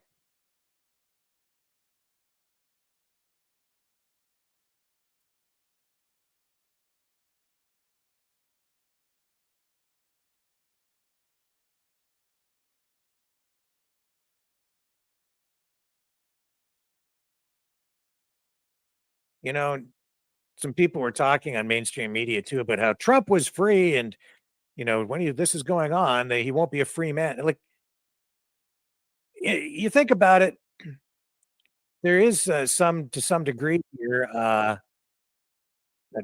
privilege, I guess, if you want to call it that, when you're the president of the United States. But at the same time, this is like life in a fishbowl. Everywhere he goes, he has to be worried about all this stuff. Like he's got to get in a motorcade. He's got to be afraid that someone might kill him everywhere he goes. He can't just, oh, we lost our feed. Hang on a second here. Here we go. I think it's back up. Back up. And I think he recently said that he hasn't actually driven a car himself in like 9 years. So he might have a lot of power, but at the same time, you make big sacrifices to take on a job like that, being the president.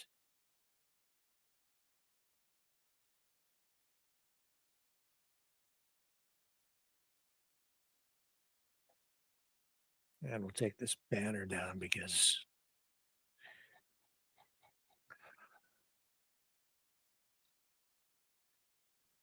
there we go. Now, of course, we're expecting that Trump will not be held.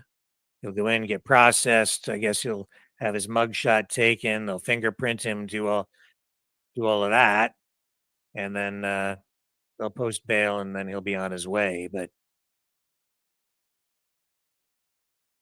so he's just arrived a few minutes ago here at the Fulton County Jail. They're going to weigh him too, I guess.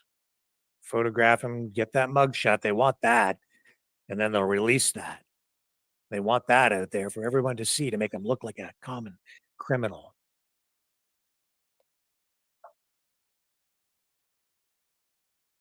That's really key for the Democrats, for the Biden regime, for the deep state.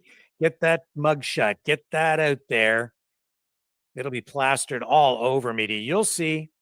That'll be used for thumbnails. It'll be plastered on the front pages of all the major newspapers. You look at the front page of the New York Times tomorrow morning. Oh, you won't have to wait. Just go to their website if you have a subscription, which I do not. And I guarantee you that mugshot will be plastered on their main page. It'll be their lead story. Get that mugshot out. Let's try and embarrass him, to paint him in the public eye as a criminal, to strip him of the honor of having been the president and serving the public in that way.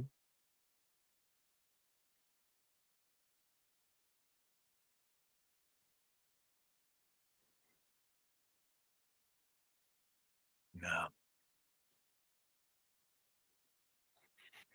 And then, of course, some people wondering, if Trump were to be elected, would he just pardon himself if he were in jail or still going through this legal process, or whatever might happen after the election? If he's elected, could he potentially pardon himself? Well, they're saying it could be, because of this happening in Georgia and the way these laws are written.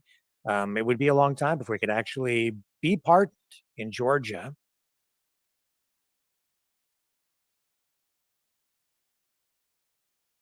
And then I don't know what you guys think about the idea that Dan Bongino floated out there, where he was like, don't post bail.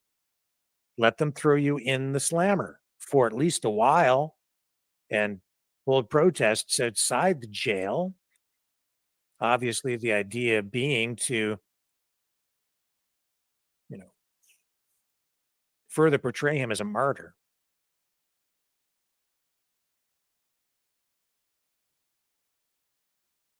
And, he's still entitled to his Secret Service protection. And that means they have to treat him differently as they process him tonight.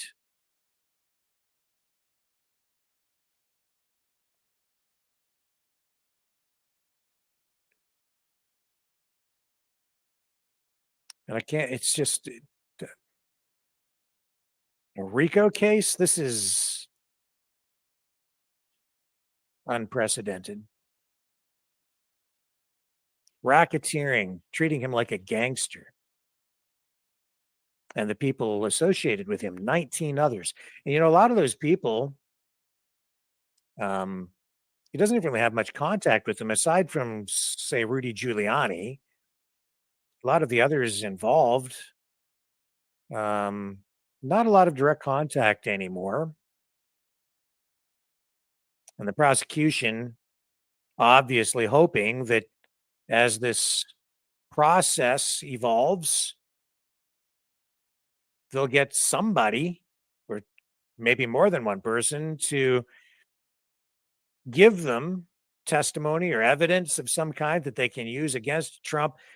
In short, trying to get these other defendants to flip on Trump, to become hostile toward him, and no doubt get a favorable plea deal as part of an agreement to testify against him, to become a hostile witness or witnesses.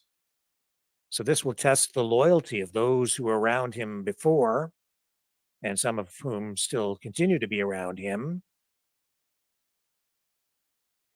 And then we'll have to see how this whole legal battle is dealt with. But I don't know. I think this is just such a fragile case to begin with. I don't think it would be wise for someone to flip. Not to say that Trump would necessarily seek vengeance or anything like that on someone who testified against him, but I don't think that ultimately prosecution on this is very likely. I think a lot of this is theater, but it's not about getting a conviction. The process is the punishment. Putting him through this, making him jump through all these legal hoops, wear him down, stress him out, chew up his resources, chew up his mental energy, tie him up in court, also impose a new kind of censorship if you want. If you think about it, it's a new kind of censorship, because he has to be very careful about what he says in public now as he's trying to campaign.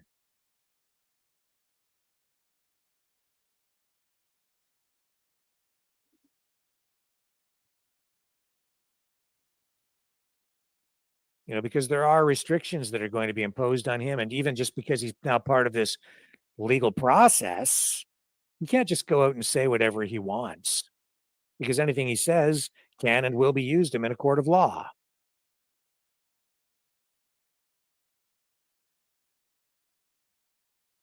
So when he goes in there, yeah, they'll weigh him, they will photograph him, they'll fingerprint him, they'll process him, and then I assume that they will have him post bail, and then he will be released, and he'll climb back in the car, and the motorcade will make its way back to the airport, and he'll get back on the plane, and he'll fly out.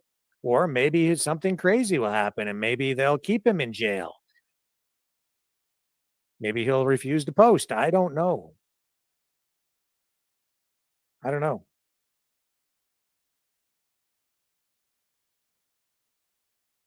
Yeah, so you're going to see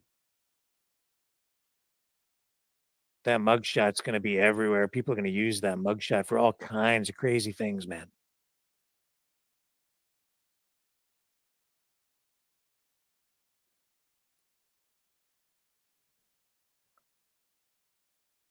So look for that mugshot. That'll be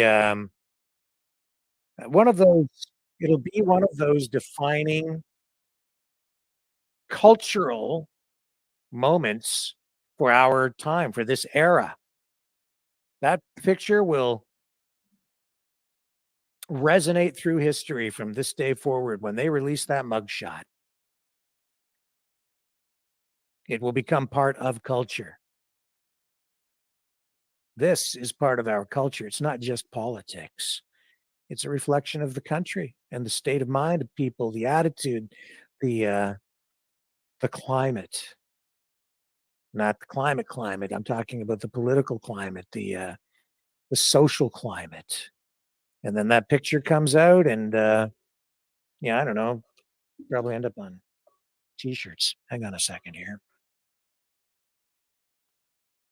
Hello, I'm on my show right now. You're live. Who's I'm sorry. That's I got the okay. wrong number. Oh no, no, it's okay. This is my mom calling everyone. Hello, say hello to everyone, Mom. Hi, everyone. Oh. I just wanted to talk to you for a minute and Okay. let you know about what happened at the doctor. So I'll talk to you later. Okay. All right. Thank you. Sorry to bother you. All right. All right. I'll be on the air for quite a while tonight, so I'll have to call you in the morning unless you want me to call you late tonight. No problem. Everything's fine. Okay. Okay. Thanks. Love you, Mom. Sorry about that. Okay.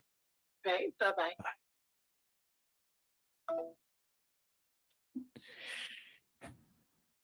Healthcare system.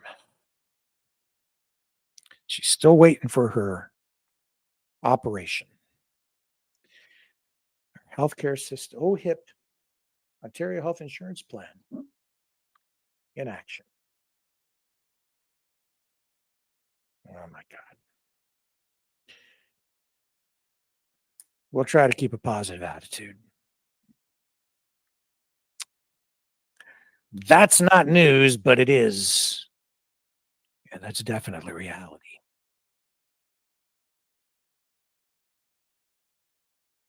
And everybody goes through it. It's all part of life.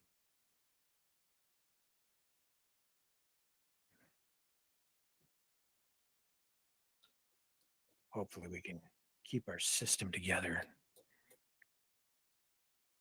at least to a degree where we're able to continue to provide help to people who need it. Seems like it's all flying apart on us. I don't know.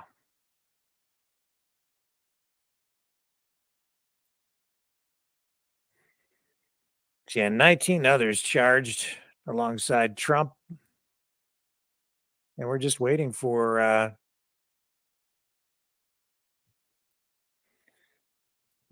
Trump to go in and go through this whole thing. I'm going to check in on some other sources here. See where we're at with all of this.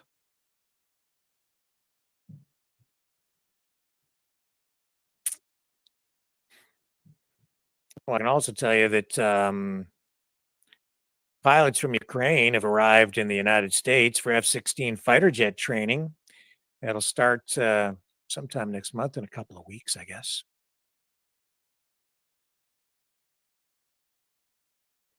The Pentagon has confirmed that.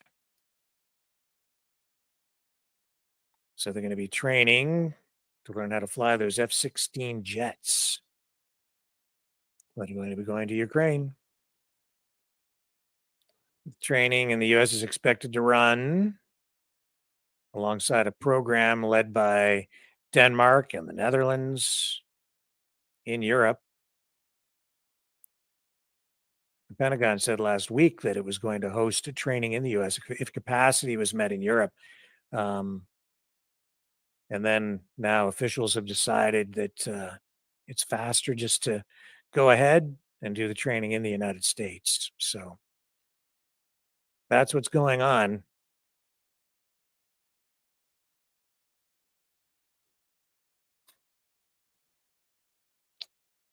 So the escalation in Ukraine continues. And also, we've learned that Nicaragua has given the green light to the creation and construction of Russian military bases in that country. And it looks like they could be stationing cruise missiles in Nicaragua. They are certainly able to hit the United States with such missiles from Nicaragua. Mainstream media not talking about this at all.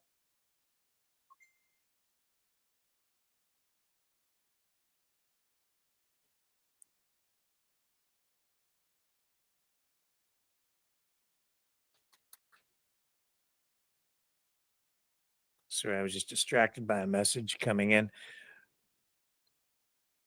Where was I? Lost my train of thought because of this message that just arrived. Oh, yes, Nicaragua. Yeah, I'm not seeing even any talk of this, and yet this is, in some respects, just as serious as the Cuban Missile Crisis was. Nobody's talking about it. Nuclear missiles, potentially, stationed in Nicaragua, cruise missiles stationed in Nicaragua.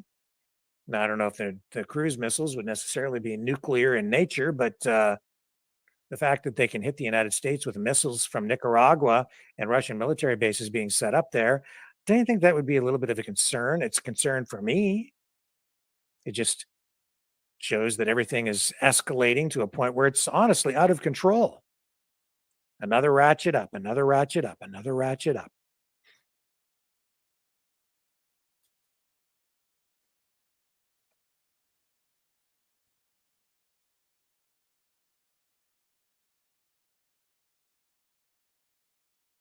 Yeah.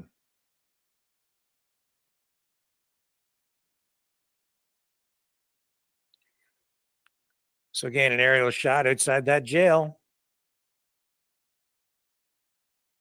Donald Trump. This is an O.J. Simpson moment if I've ever seen one.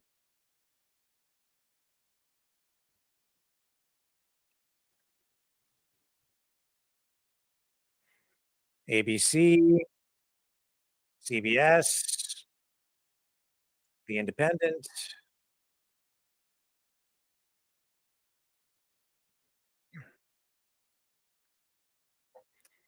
Everybody covering this tonight.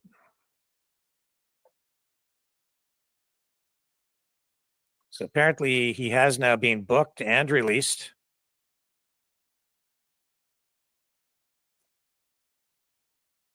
Mugshot has now been taken.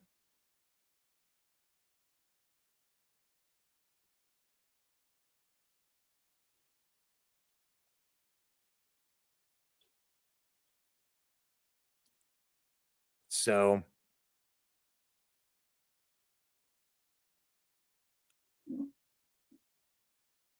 we're just waiting to see what happens now. He's being released. And so we will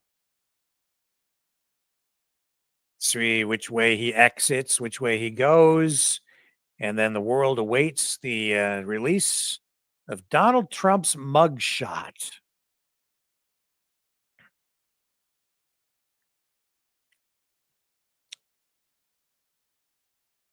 Yeah.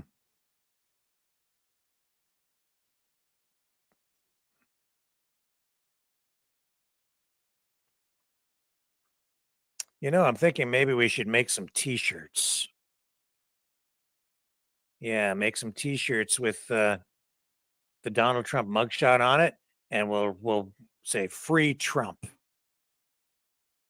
Who wants a t-shirt? Anybody want a Donald Trump t-shirt? It says free Trump with his mugshot on it. We have to get our Knights of Malta t-shirts made too, but we could turn those. We could definitely get those free Trump t-shirts done up pretty quick. And the motorcade's leaving.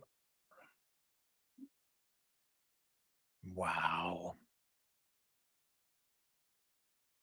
They've gone and done it. So demonstrations, have been taking place in the area around the jail, people protesting.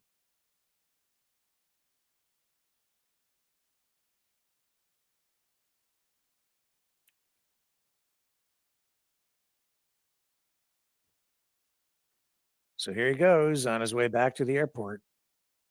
He'll be going back to Bedminster, New Jersey.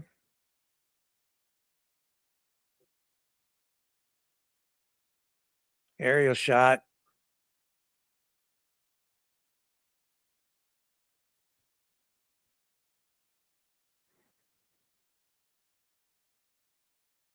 And what do you guys think? Let's go into the chat.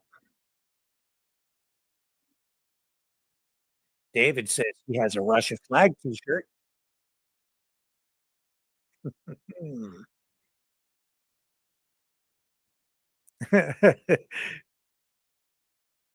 Cornell Custom Train says, I was at Trump's booking and all I got was a lousy t-shirt.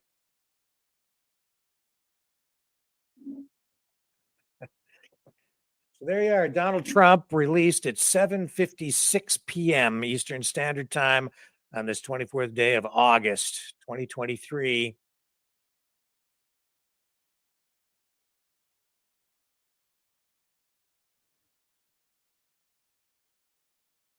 And Yvonne says 1 million more votes today.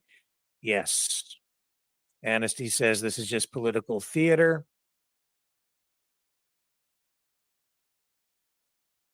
Rise says it's a travesty. Yep.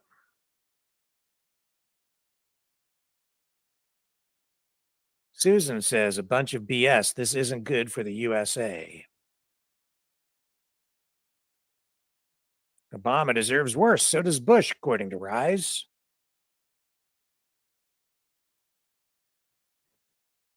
R563 says, I'm an accelerationist. I almost hope they do lock him up.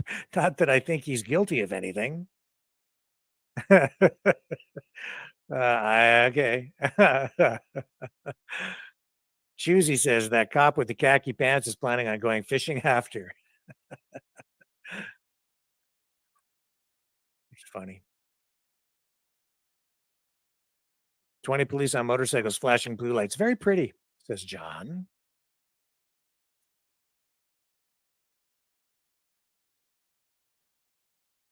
And Dodgy Gift says 99% of people can't dress, said the Aboriginal. I don't know what the heck that means. What else is there?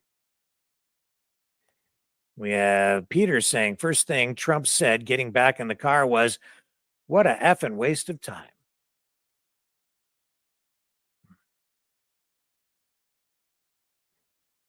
And Vicky says, sad day for real democracy. Yep.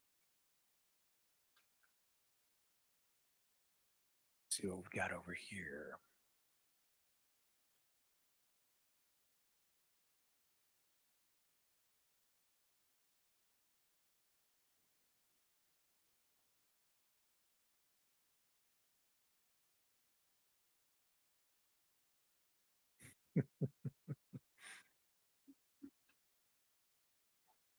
Well,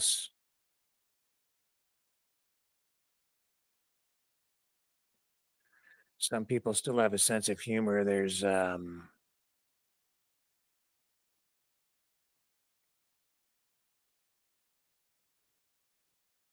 people making a lot of memes tonight too.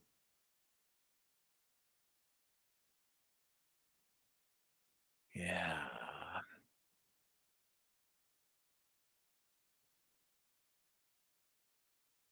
This is weird.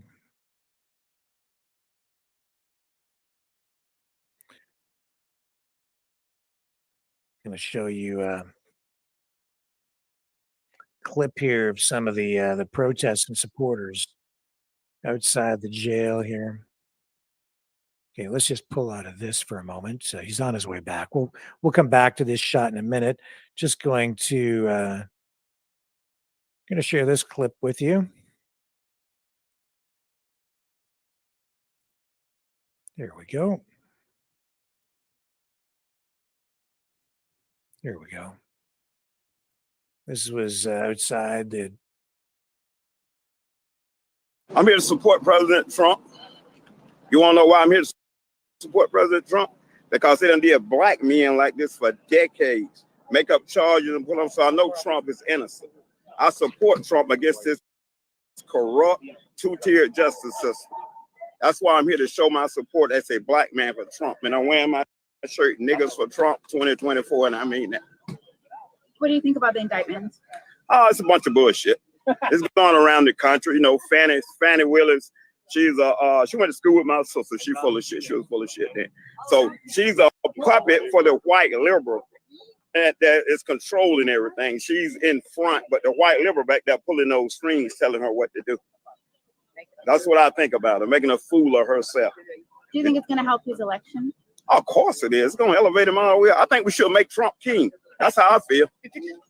We should make him king. Wouldn't that be like kind of like communistic?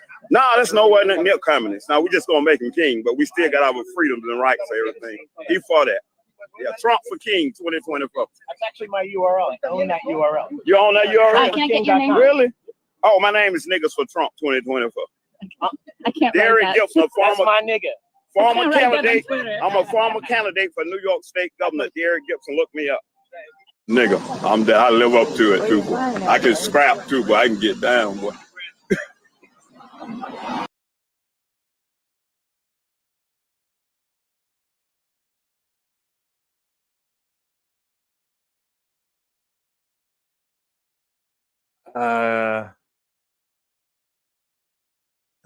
Okay.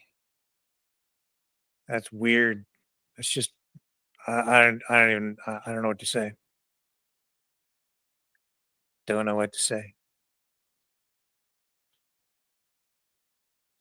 I just don't know what to say about that.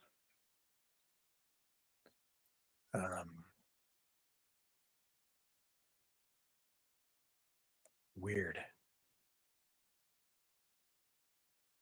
Wow. Okay, hang on a second. Let's just take a quick break. I'm going to come back. We'll go back to more live coverage of this when we return. Just need just a moment. Hang on. I'll be right back.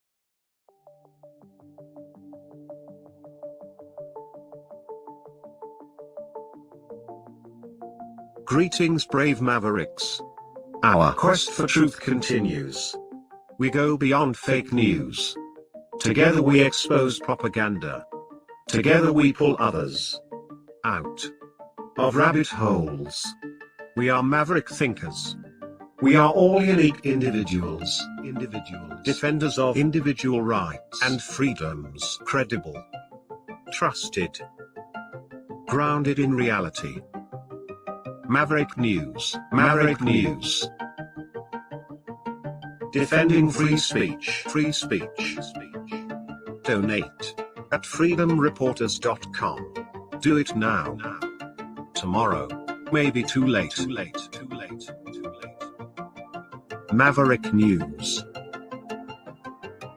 The world is watching.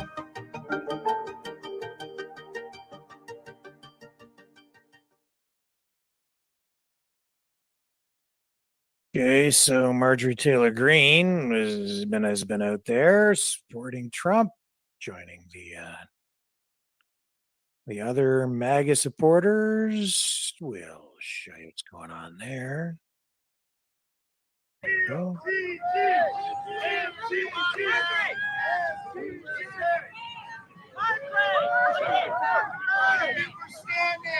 Politicking. Look at the crowd. It's like an event, like a campaign rally.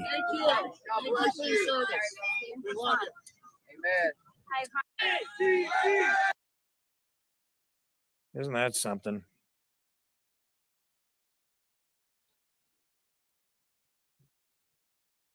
Yeah. Have to be careful what we say here, too. Let's see what Rachel Maddow had to say about this. Here we go. Get a little mainstream. We believe that this process may be coming to a close. Again, what we've just seen is that we have seen Trump's motorcade has arrived at the Fulton County Jail. We had confirmation that he had entered the Fulton County Jail, that he was arrested and was in custody. We now have confirmation that he has been released. So this is a brief period of custody. He was in fact under arrest. He is now released on his own recognizance. We know the terms of his bail. He has posted $200,000 bond. We believe that with the help of a bail bondsman, he had to put up $20,000 cash to that bail bondsman, and the bondsman will put up the remainder. That will assure that he doesn't flee. Donald Trump has already, I should mention, on social media been sort of joking about fleeing to Russia. No. Not a great time. Not a great time. We believe.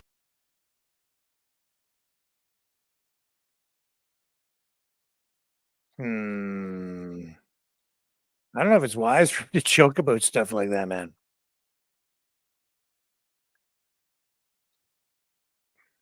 Yeah.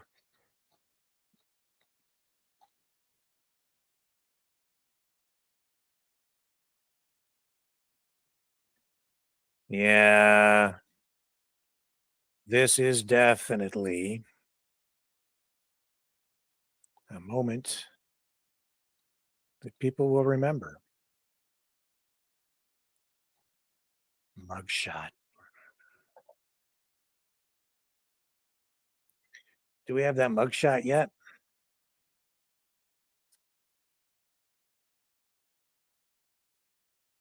Gotta find that mugshot. That's what everybody wants to see.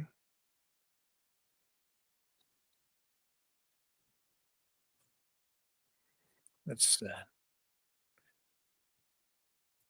I don't think it's been released yet, but it's coming. It's coming.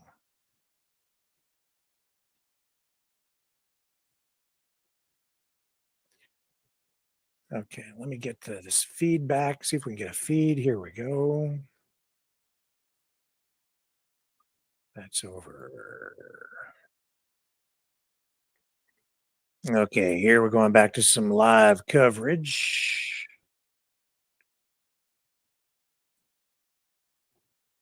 Hang on. We'll recue this so that we get the refreshed live feed coming.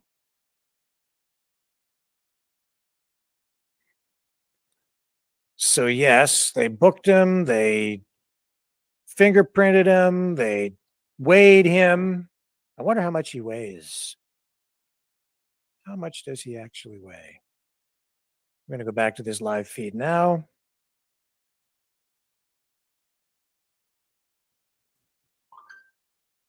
There we go. He's on his way back to the airport.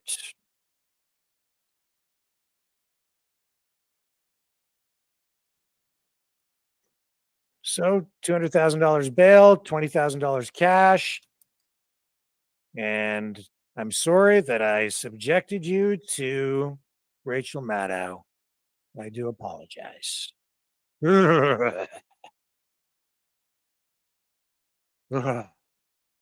She gives me the heebie-jeebies. She does. And yeah. So Fox News, ABC. This is a Fox News feed picking up this dash cam footage. Reality TV come to life. The Donald Trump show continues. Martyred again. And he didn't take Dan Bongino's advice. He posted bail. So he's out.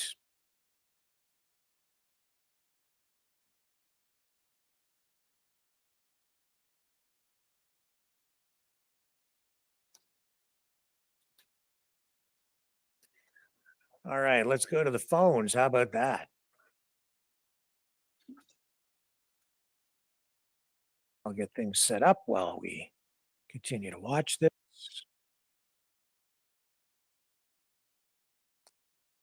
Get ready to call in. Let me put the graphic up so you know what number to call. I'll also remind you that if you'd like to support the show, you can do that by donating. Oops.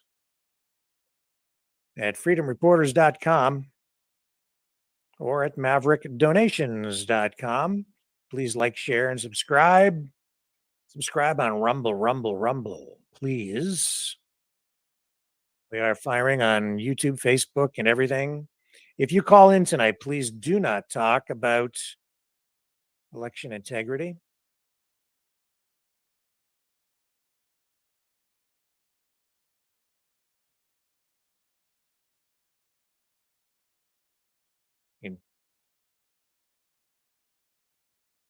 freedomreporters.com. We'll go to the phones in a moment.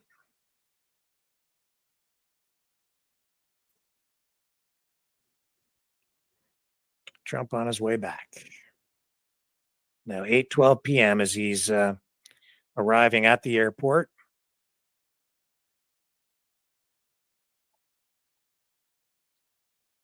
I'll get the phone number up there on the screen in a moment for you to call in. Phone line's not set up yet.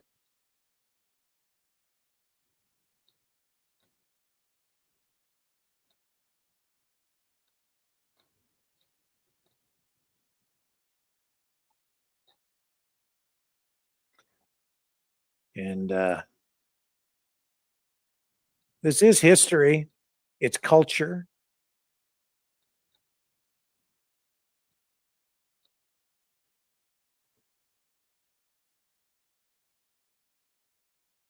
I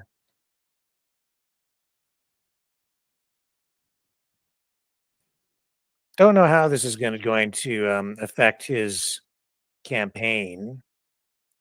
You'll have to be careful, more careful about what he says. It is a way of putting a muzzle on him. Maybe not a complete muzzle, but a muzzle nonetheless.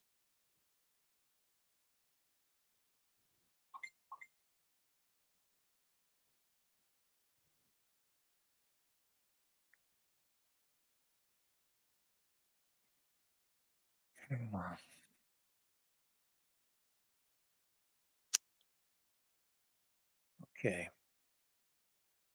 And let's get the phone number. You can call into the show at 1-833-975-3733. Give me a couple of minutes here. Here we go.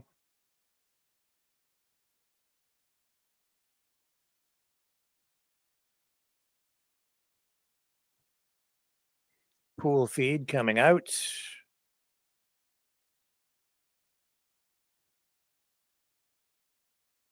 And we'll have footage here now of President Trump getting back on his plane.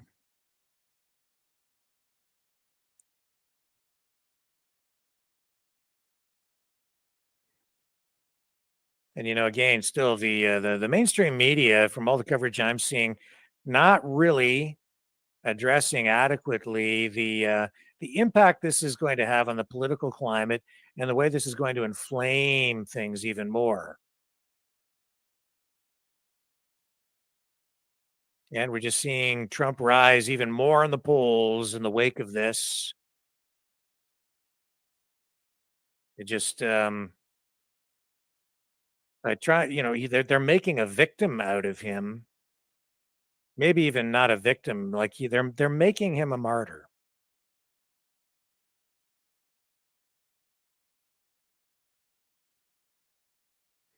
And Trump shaking up his legal team again today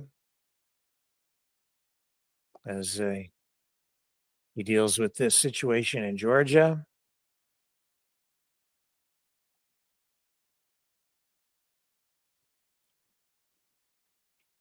And this is Trump's fourth indictment now. And this is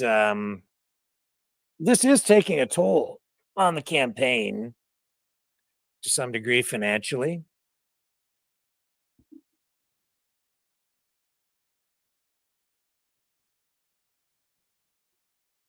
And I think it's a big distraction for Trump too. The other unfortunate thing that comes with this is that we spend a lot of time talking about Trump, and all of this drama at a time when the nation really needs to be focused on other issues. It's the economy, it's this war in Ukraine, social issues, artificial intelligence, healthcare, education. You can go down the list. So many things that people really need to be focused on. And here's Trump. Here he is.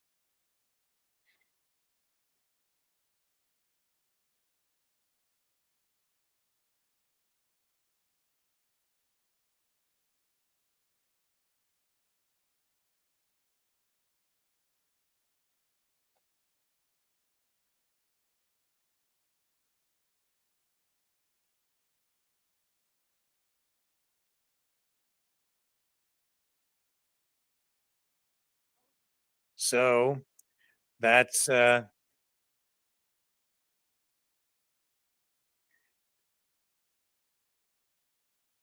Trump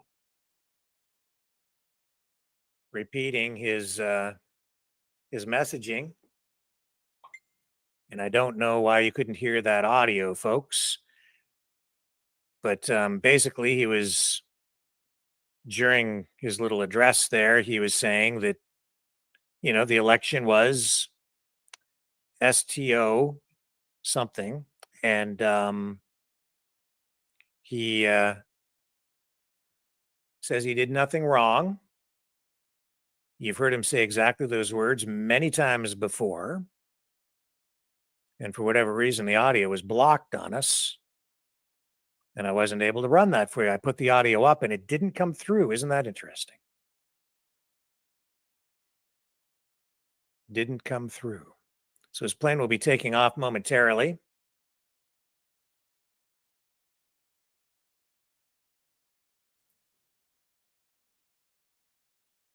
(8:19 p.m. Eastern Standard Time).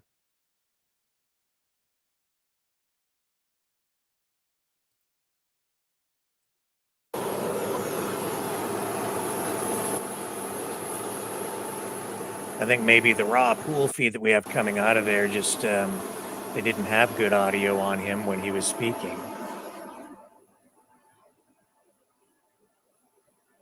But he's been saying that since the election, and he's continuing to say it, and he'll keep on saying it, and you can expect him to continue to say it right through the next election. But again, it's like I get it. It's an important issue, but at the same time, there are a lot of other issues that the country needs to focus on.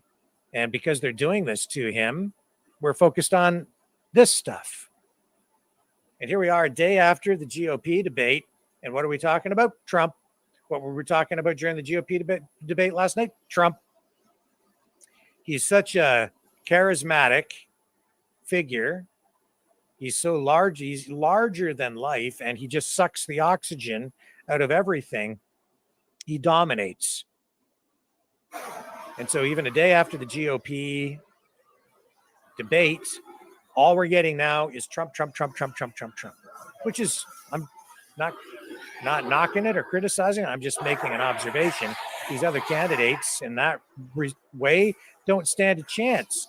It's more difficult for them to get their message out and gain ground on him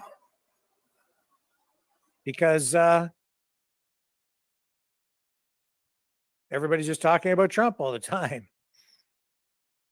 This is all people want to know. This is all this is all people are focused on. So there he is. He's back on his plane, and it will be leaving momentarily.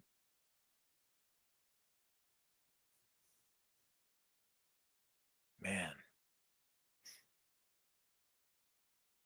And like I said before, I remember when Rush Limbaugh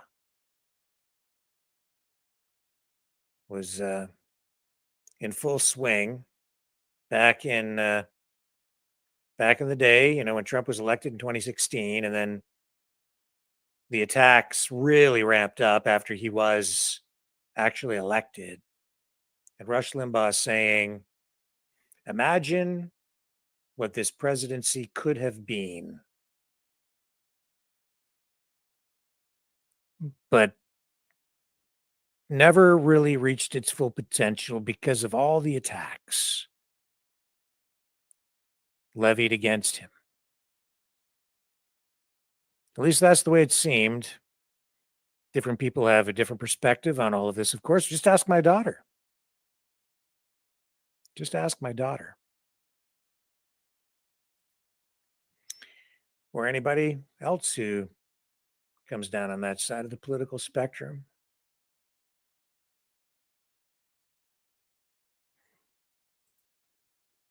Anyway, I'm glad my daughter didn't get upset with me for calling and putting her on the show like that. I don't know. With all the crap going on in the world today, including this, I think it's important to stay grounded and stay focused on the things that are important, truly important in life. And stay real, like that's real stuff. I don't even know if this is real, to be quite honest with you. I mean, I know the plane is real and I know the video we're watching is real, but is all this drama actually real? Will this actually lead to anything?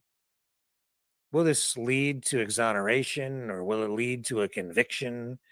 Would they actually throw him in jail and keep him there? And here he is joking, I guess, about escaping to Russia. He's not going to do that. Is this just political theater? Or is it something real? Is it just made for prime time?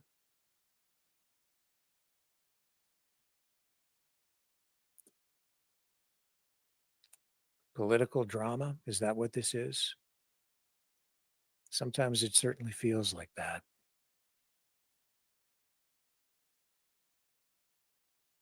I have no idea. I don't know. I really just don't know.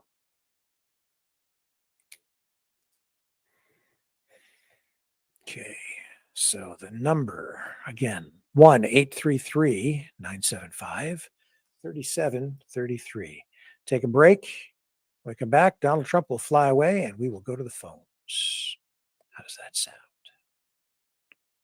Okay. Let me give you the number to call. Here it is.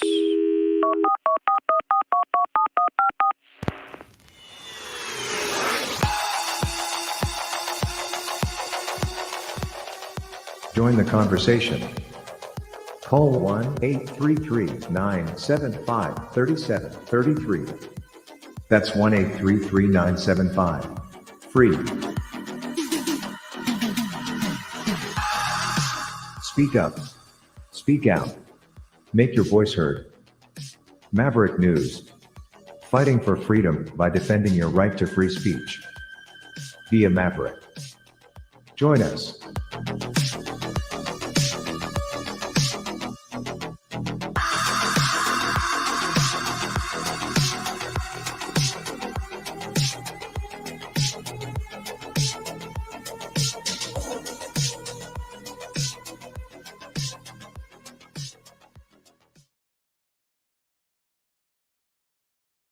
Okay. Getting the phone lines set up. Here we go. Almost there. And I have to rejig the screen layout here, folks. Here we go. That'll work like that. So we put the video in there instead. I'll pull this down so you don't see that, but I'll put this up over here because we need this video screen up instead so we can go to the phones and still see the live feed. Right there. But I need to get rid of this on the screen. Now you can see it. Okay. And do that. And he's just about ready to taxi over Donald Trump. And there it is. Donald Trump. And we're ready to go to the phones.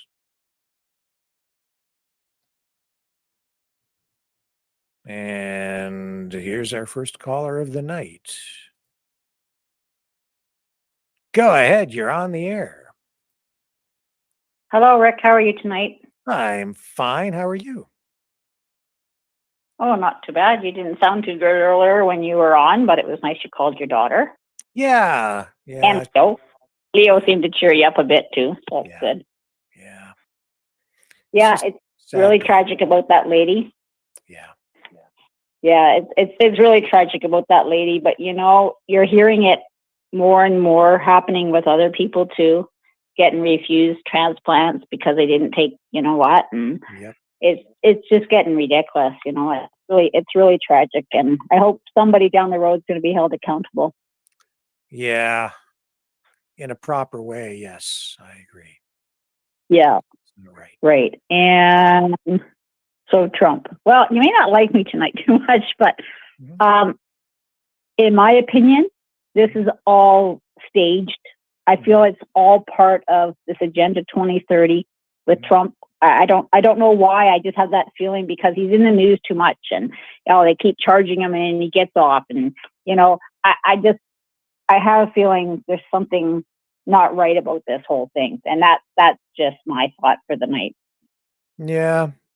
Well, that's what I've been saying. I don't even know if it's real. You know, it's like, is this all like, that's what I'm saying. Is it staged? Is this just some big psychological manipulation? Sometimes it seems like they, pre-pick the next president and then manipulate things so that they get what they want. I mean, I don't know. Like if they were really go ahead. Okay.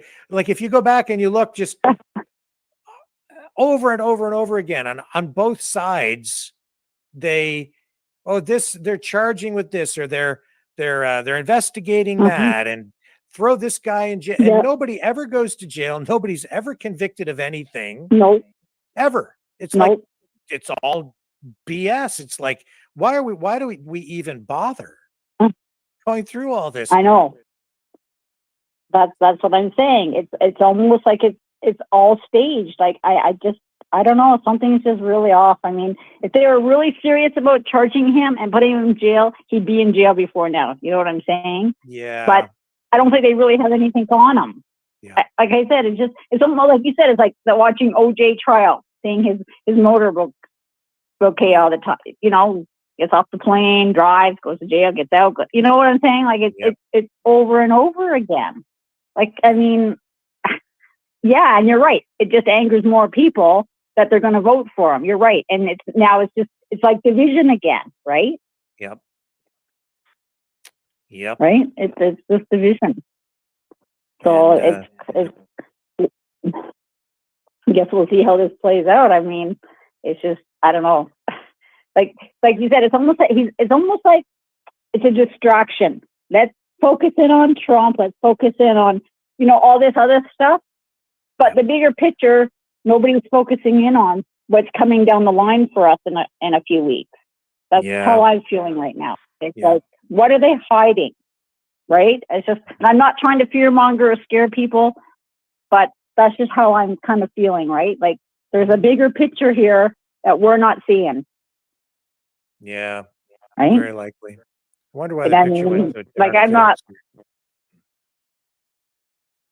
I'm on my phone, so I don't even see you when I talk to you on here. Yeah. Like if I was on my laptop, I would see you. Yeah. So I don't know what kind of faces you're making at me when I'm when I'm calling in on you. Yeah. But anybody he's making faces, you let me know. Okay. Just So kidding. No. what's going on with those wildfires out in your neck of the woods? Any smoke in the air? Well, you know, they're still burning, but I seen this video last night, and it's very disturbing because I guess near Salmon Arm and all that area, there's a in the shoe shop area. I guess there's road blockades. The police don't want people going in there because, as you know, they're taking fire hoses. They're trying to put out their own fires, and you know what I'm saying. They're doing things that they're not supposed to do. Well, because this video I saw it was like a convoy came up in front of the police, and all they did was argue and argue and argue with the police, saying that we have a right to go up there, and the police are saying no, you don't. And so what's happening now is it's being encouraged, by the sounds of it to me, is let's all form these convoys, let's all drive around until we get to these police blockades, and then there's going to be more of us than the police, and they're going to let us through. That was the video I saw last night. Very disturbing. Yeah, we actually did run video of the confrontation, or at least a confrontation there. And I'm seeing tonight that well, it's not good because firefighting crews have been pulled from that area because of those conflicts. So the firefighters have been told, get out. It's not safe for you. They're not just because of the wildfires, because of the people who are confronting them. Yeah, exactly. And I don't know about you, but I've never seen this kind of behavior with people in a wildfire before. If you're told to evacuate, there's a reason they're telling you to evacuate, and they want you to be safe, right? Yep. Unfortunately, not every home can be saved. It's just the nature of how the fire burns. Okay. Like you said, you could be putting your own house out and the fire can come up behind you out of nowhere. So, you know, they don't have time to be going and rescuing people. Right. And like you said, so now more homes, unfortunately, could end up burning because if the firefighters are being pulled out. See, I haven't heard that yet tonight. I guess I'll hear, now they're fearing for their safety. And it's like, like how much longer are the police going to put up with this? Like, seriously, like this is getting really out of hand. And you know what? It makes it look really bad for the freedom groups. Yes. The ones that actually want our freedom. And that's just my opinion. Like, it's just, it's aggravating. To say the least, it's aggravating. And it's really starting to piss me off. Like, I mean, I'm a pretty tolerant person and I can take a lot, but this is getting a bit, and you can understand with the fire is how I feel, right? And it's like, this is, you're going to overtake the police by having all these convoys. Really? It's like, I don't know what's in people's heads. I honestly don't. Yes, I know that the BC Wildfire Service did post online saying they were pulling the firefighting personnel out of there. I'm just seeing if I can find that particular post. But anyway, they did. Okay. And okay. Well, what else can I tell you about it? So they're withdrawing the firefighting personnel, and they were referencing an organized effort to get around the RCMP's roadblock on Highway 1. And that's the reason they did that. And I think there have been reports, too, of some local residents actually stealing firefighting equipment, which has been a problem. Yeah, I've heard that. Yeah, that's quite a problem from what I'm hearing out here. Yep. And then last night during the whole thing, we what was I going to say? There was a guy who came, and I don't know his name, but he was trying to explain to the crowd, the people who had gathered there, that the local officials were actually making a concession. If people wanted to go in and wanted to participate and help to fight the fires, all they had to do was take this little online course, and they would put them to work. They'd hire them and let them go in and assist. And they would properly equip them and give them the equipment they needed, and they could get involved and actually help. And the people who were there weren't really hearing that or listening to it as I was running that video. And they were just bound and determined that they were going to present them with these papers they had brought along with them to show them that their blockade, the police blocking the road, was illegal, and they wanted to go through, but they never did. It wasn't successful. They never got through. But this was not productive. It was not a good situation. No, it's not. And it's just like, this is going to keep going on and on and on. Like, I don't know. But like you said, if you're willing to offer people a little course and people want to do that, that's great. But I bet you those people that were even standing there don't even have homes up in that area. Yeah, in fact, that was part of the thing. It was like they weren't even from there. They were saying they were trying to take water and other provisions to homeowners up the road. But the cops were saying, well, the road's blocked and you can't go through.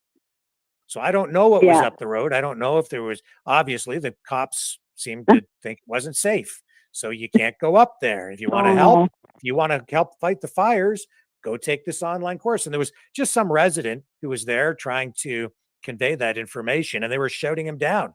And he was saying, all you have to do is go take this course. It sounded like something you could maybe even do on your phone. And then you get this little certificate, and then that at least gives you some basic level of training. And then they would give you equipment and assign you, and you'd go in a coordinated, planned, safe way, I guess, to assist. But anyway, that's not what they didn't want to hear that. Yeah. I understand people are emotional, upset.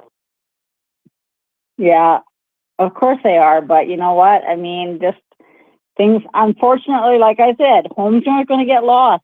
That's how the nature of the fire goes. You can be watering down hoses and the next house could go. It's just, you don't know with wildfires. They create their own wind and their own little storm, and they're going to do what they're going to do. Yeah. And it depends on the winds and the condition of the day and everything like that. I mean, sometimes the firefighters actually have to step back because it's getting too intense for them to even try to fight the fires. Yep. Like when I was talking to you there about that fire that I went through, the fire department actually had to step back at one point when that building pieces started coming off that building because they knew it was going to collapse, right? So it was like they need to get away, and they couldn't even enter the building. When they first got there, they couldn't even enter the building anyways because of the severity of it. So, they're trained for that, right? So that people don't get killed, right? Exactly. So, So anyways, I just didn't know if you had seen that video. I did watch some of you last night, and then it was so weird. Were you on really, really late last night? Oh, yeah. I was on for 7.5 hours straight. Okay, because I went onto your feed later in the evening because I had missed a little bit, like my neighbor had come to the door. So I had missed like a little bit of what you were saying. So I thought I would go back and listen to it. And I'm going, well, that's like, it has to be like 1 o'clock in the morning. I was thinking there was something wrong with the feed, right? I'm going, oh, this can't be right. You still wouldn't be online at this time. I guess sure. Yeah, I was on late. Anyways, I did get to finish watching you. Yeah. Oh, wow. Okay, well, I'll let you go for your next caller, but that's just my thoughts. I just feel like it's all staged. Yeah. What's going on with Trump? Just to distract us, and he's going to get off every time, anyways. Let's face it. I mean, you can kind of see where it's going to go, and like you said, the more people get pissed off, the more are going to vote for him, right? Yep. So I think that's true. All right, Rick. You have a good evening, and I hope you feel better. Thank you, Chris. Emotionally. Okay, bye-bye. Okay, bye-bye. Thanks. Okay, let's take a brief break. You can call in at 1-833-975-3733 and join the conversation tonight.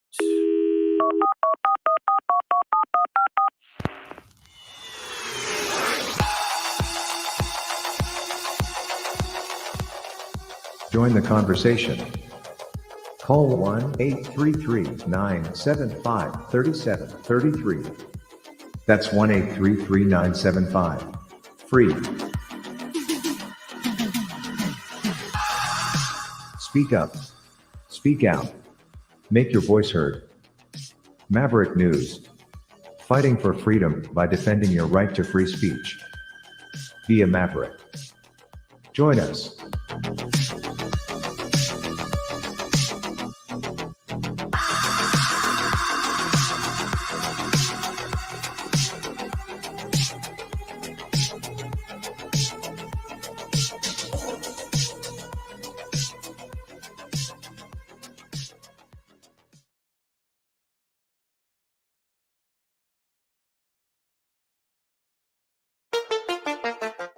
The New World Order. Government overreach. The Great Reset. Mainstream media lies. Now more than ever, independent voices are needed. Donate now at freedomreporters.com. That's freedomreporters.com. Maverick News. The antivirus program for your mind.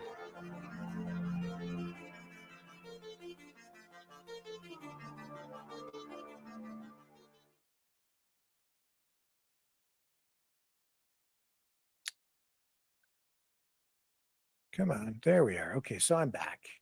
And yeah, here's the release from RCMP in that area regarding, just before we go back to the phones, regarding that confrontation, which is kind of an interesting thing. I'll bring this up so you can see what I'm talking about.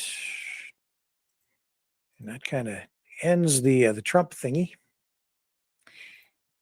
But we'll continue to talk about it. Oh, I don't want to talk about it. I don't want to show you that. I want to show you the release. Here we go. Do we still have it? Here we go. Here we go. There, we want this. There it is. Okay. That's not what we want. We want this other tab open, which is right there. There's the news release. Okay, so we'll put this back up. And we'll bring this over so you can see it. It says here, police roadblock challenged by large group attempting to enter evacuation order area. This was the video we showed you overnight. It's an ongoing situation. It says building tensions with regards to the elevated police presence in an evacuation order area has resulted in a confrontation at a roadblock that resolved safely.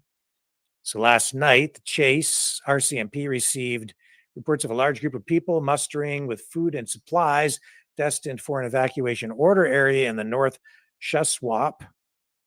It appeared that the intentions of those involved were to overwhelm the police roadblock and gain access into the area. Increased police presence has been in place in response to ongoing efforts by some individuals who have undermined BC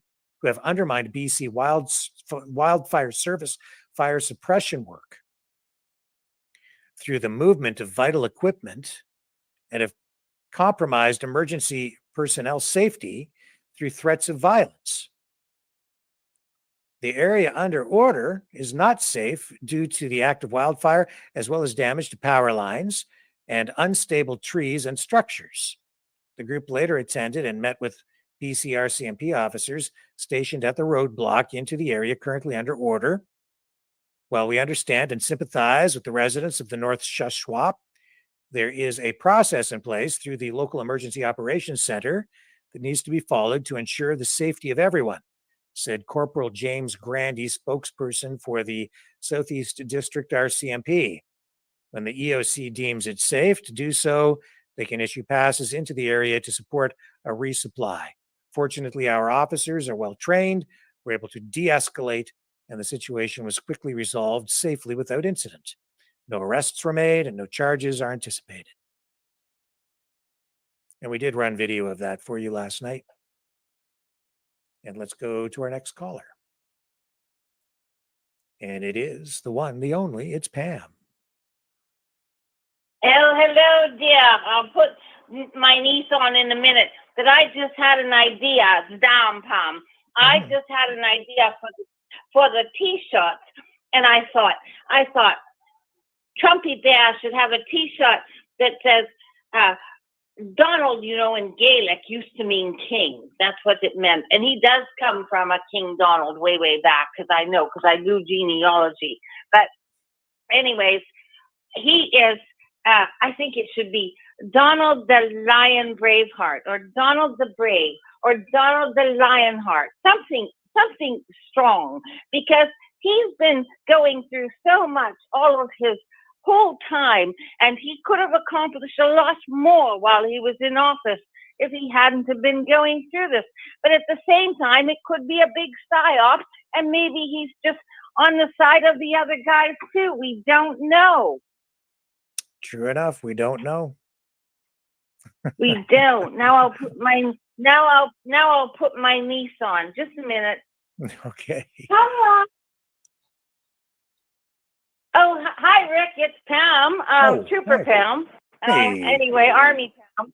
Hey. So I've been doing quite a bit of research, and you know, I get through all the crap on the different channels and everything. But I followed a lot of executive orders signed almost every time Trump signed one, and they're interesting. But anyways, I've been looking into this. I look into patents because that's part of my former business. So anyways, I got one for you, and you might want to look this up. And it's on Google Patents. Now normally this would be in the Canadian Patents Office or the U.S. Patents Office, but now it's in a Google's patent. So that tells me like maybe it's a UN patent. But I'm going to give everybody the number, and they can look it up. And it's there. I'm on it now, and it's 10337841 B as in Bravo 2. I'll say that again. 10337841 B2. And it's all about energy weapons. And Yeah, you there, Pam? Hello?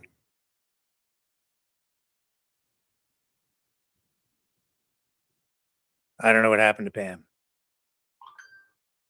Pam? You can call in, folks, at 1-833-975-3733. Maybe Pam will call back. It's getting up at 8:49, getting close to the end of the night. If you want to call in, 1-833-975-3733. We lost our phones there. Give me a sec and we'll rejig things and see if we can get things cranked back up here. Just give me a moment.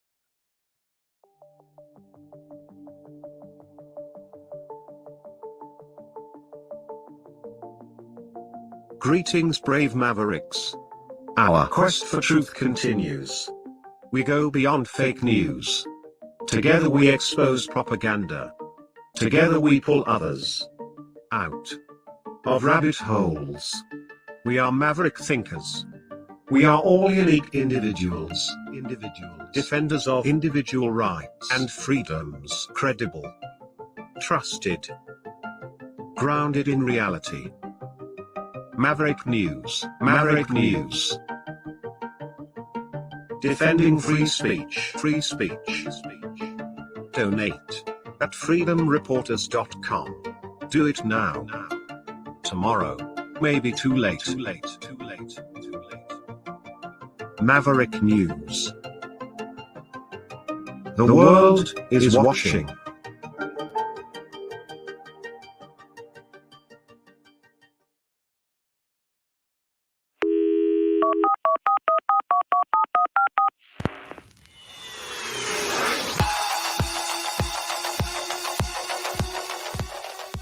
Join the conversation.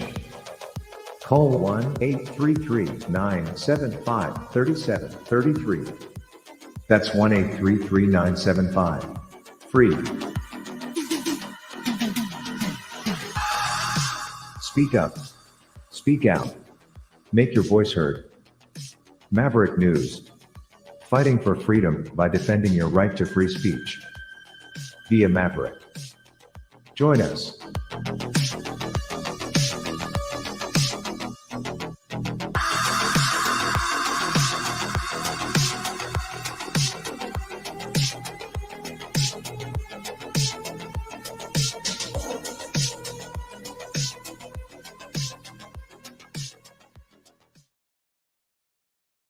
So looks like the phone lines are online. You can call in at 1-833-975-3733. That's 1-833-975-FREE. Some sort of a glitch there. I don't know. So let's just see if we can get you a summary of what went down here tonight with Trump. Well, he got in a car, then he got on a plane, then he got out of the plane, got into another SUV, then drove over to the Fulton County Jail, and they booked him. They weighed him, they fingerprinted him, they took a picture of his mug shot, and they'll be releasing that at some point. And now he's on his way back to New Jersey on his plane. I think it's about a 2-hour flight. And that's kind of the way it went down. And that's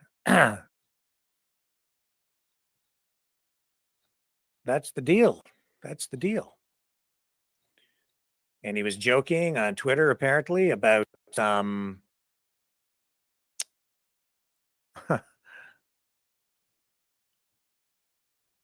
about maybe escaping to Russia. Obviously a joke. He's not going to flee the country. He's going to run, and he probably has a shot at winning the next election. So we'll see how that all pans out. We will see.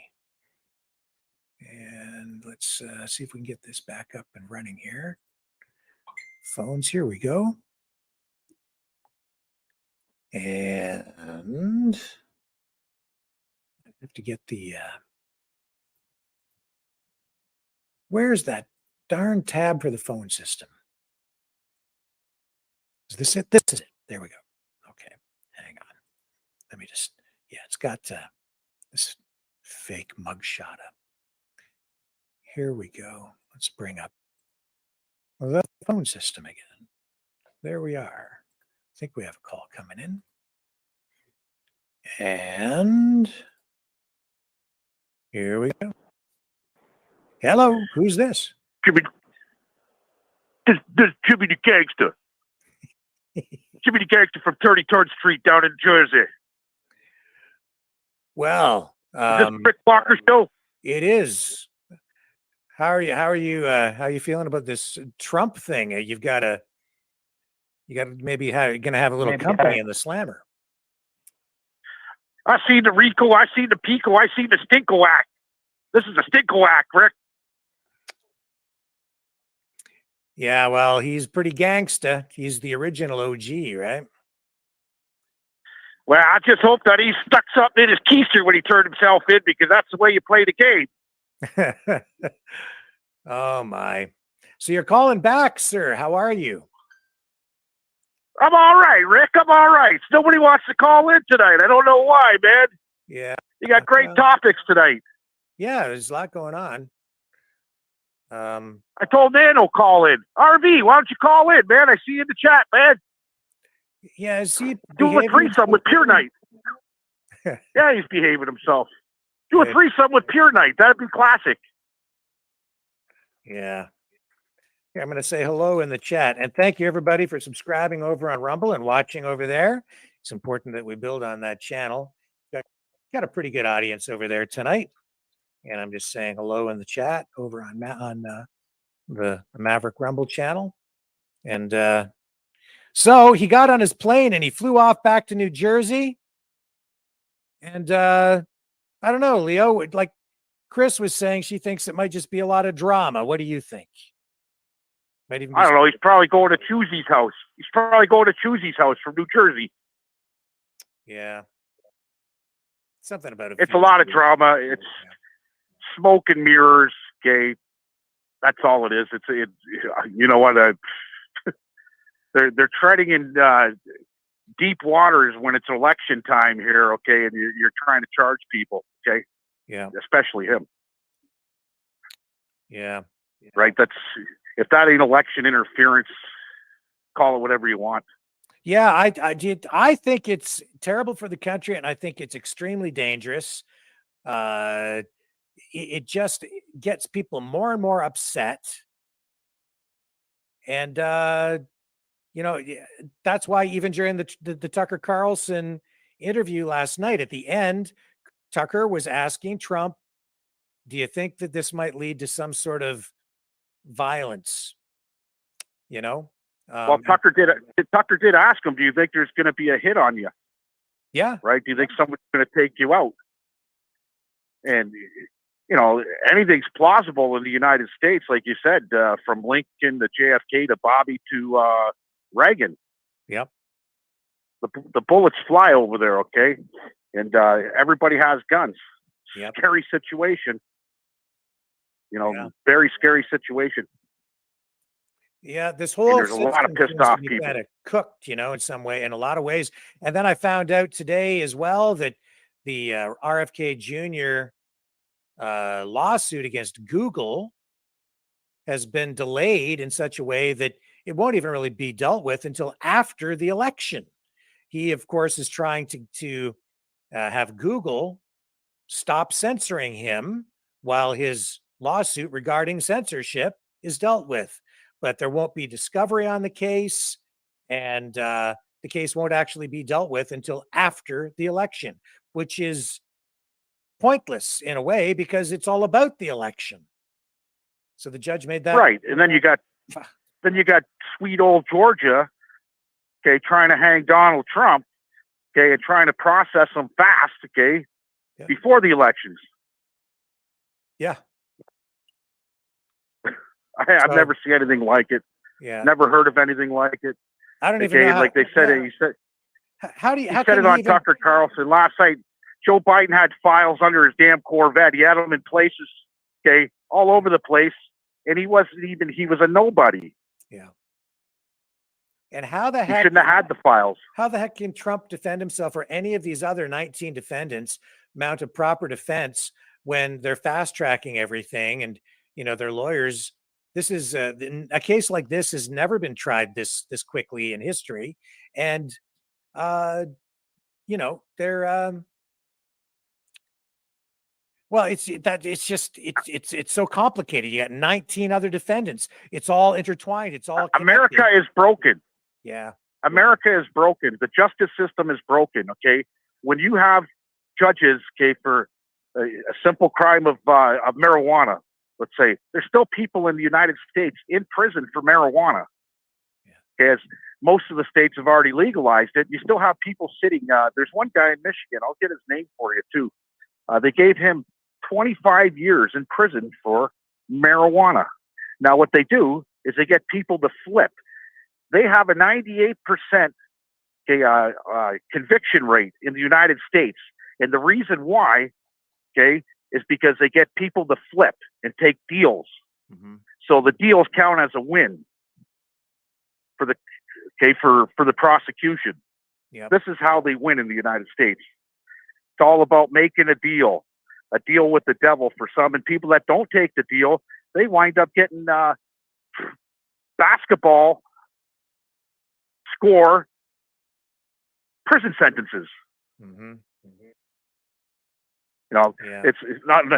It's easy for judges to say, "Hey, you're 100 years in jail," and they do it all the time. Yeah, and you find out a lot of times they're incorrect. There's people sitting in prison that shouldn't be in prison because they didn't take the deal.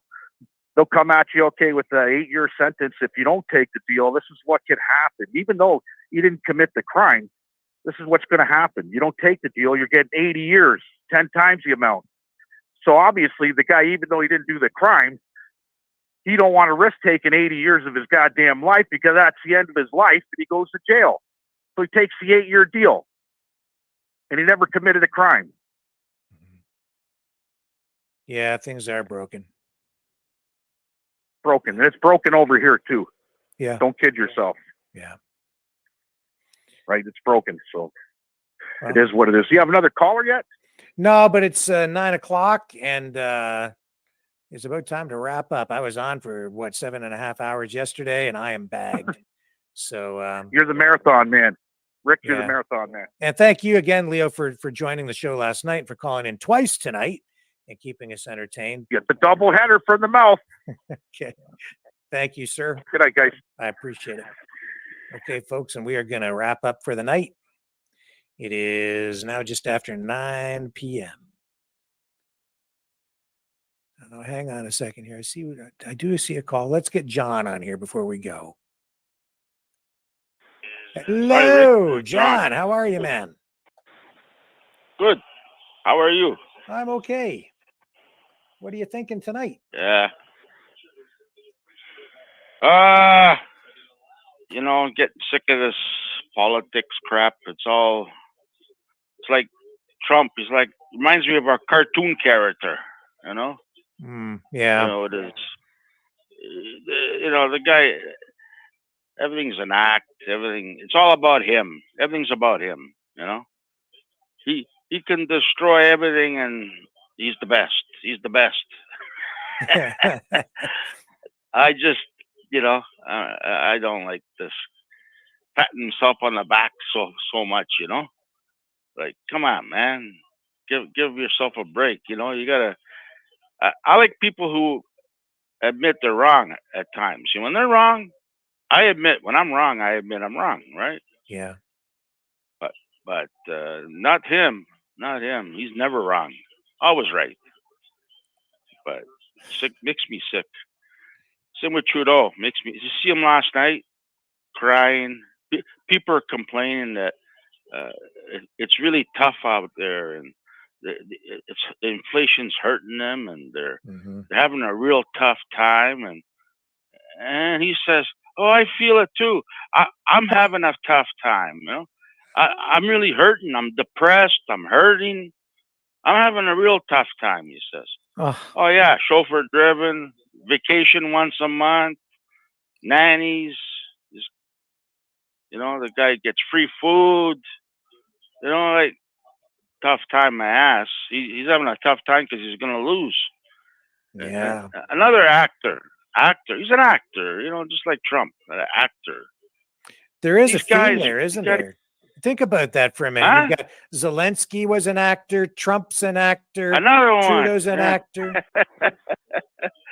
It's making me sick, all these politicians. Ronald Reagan was an I'm actor. serious. Yeah. Yeah. Making me sick. We can't have a good, honest. Well, this has gone on forever, Like, if you look back into times, they're all dishonest thieves, Yeah. They don't care. They'll say anything to get in, like Chow, anything to say, another thief, Olivia Chow, the new She, mayor but of she Toronto. wants to. Oh fuck! She makes me sick too. Like, trying to tax sales tax in Toronto, but everybody's fighting her about it. It's parking levies, property tax. She's so hard up for money, and then today you watch protesters on news. All these black from Africa, I don't know, they're all coming here in droves, eh? And they want housing. As soon as they get here, they want welfare check. They want housing. They want to be treated like, you know what I mean? Like, they're all coming here. Do you have that problem where you live? You have refugees protest? Well, it's interesting. They have, what we get here is they export homeless people from Toronto and send them down here. They really do. They do. They'll actually buy them tickets on a train and put them on, and then they ship them down here. And yes, they end up in our community. And so you have that problem too? Yeah, when I first moved here about 15 years ago or so, no, I never saw a homeless person on the streets. But today, we've got a problem with it. You have it's everywhere then, eh? You're right. My friend says, someone said a homer. Yeah, my friend, he lives in Peterborough. Same thing. He says he's never seen homeless problem there. Now it's out of control. Another Right. friend in Guelph, another friend in Cambridge. Like they're everywhere. It's like they're taking over. It's like our borders are open for everybody. Yeah. You know, like we need someone that come in and slow this down. Yeah. It's killing our economy. I don't know. We're screwed, Rick. That's why I don't give a shit anymore. We're screwed. You know, Yeah, I hear it's what not you're just what's going on in Russia there, but it's our own politics. I don't know what these people are thinking. Well, even You people know, who have like recently moved here, new Canadians, they see it too. Uh, yeah, you know, they're worried about their kids now. It's like they move here, they're an immigrant, and then after they've been here for a while, they're actually seeing that things are not as rosy as they were led to believe that would be. And because of all the increased immigration, they're finding that their opportunities are limited and the opportunities for their kids are limited. And so they're being disappointed in what they're finding. I've had a number of people like that complain to me about exactly that. So you're not alone. It's ironic, really, that you would have new immigrants to Canada complaining that there's too much immigration, but that's what I'm hearing. yeah. It's sad. It's the way things are. I don't know. You know, we had it so good. You know, I remember 50 years ago, 40 years ago. You know, you used to be able to walk down the street. You know, you didn't have all this traffic jam like it is now. All these shootings, you didn't have nothing. Yeah. It was a nice place to live. Now it's I don't know what they've ruined the whole place. I don't know what they're thinking. You Well, know, yeah, and then you even Doc, see that big conflict or whatever, the big I'll call it a rumble or whatever with those people from Eritrea because they're having their political conflict out in the open in the park and they're fighting and people are getting injured and it's a bad situation. So yeah, I don't know. We're I don't know what to do anymore. Maybe move somewhere where there's you know, I like, but see, the problem is Toronto's got everything. You know, like if you move somewhere else, yeah. you don't have it. Here you can buy stuff cheap. You got access to everything. And, you know, it's a big city, right? So you get either you put up or you go live in the country there somewhere. But you know, Get your bug out bag and go live in your lean-to. Escape. Yeah, you know, I've been to the X twice already. I'm going back again next week. How long does it run? It's got to be almost over. I think September the 3rd or 4th. After the long weekend. There's the long weekend in September. Yeah. I hung around for the drone show a few times. There's like 200 drones in the sky, eh? Oh yeah. And they're doing all kinds of. It's quiet. I'm looking at it. It's not like fireworks. They used to have fireworks all the time at the end of the night, you know. But now they got the drone show. They got these drones going in there. But I was lucky. Well, I went during the week, so it wasn't really packed. But checking out some of the rides.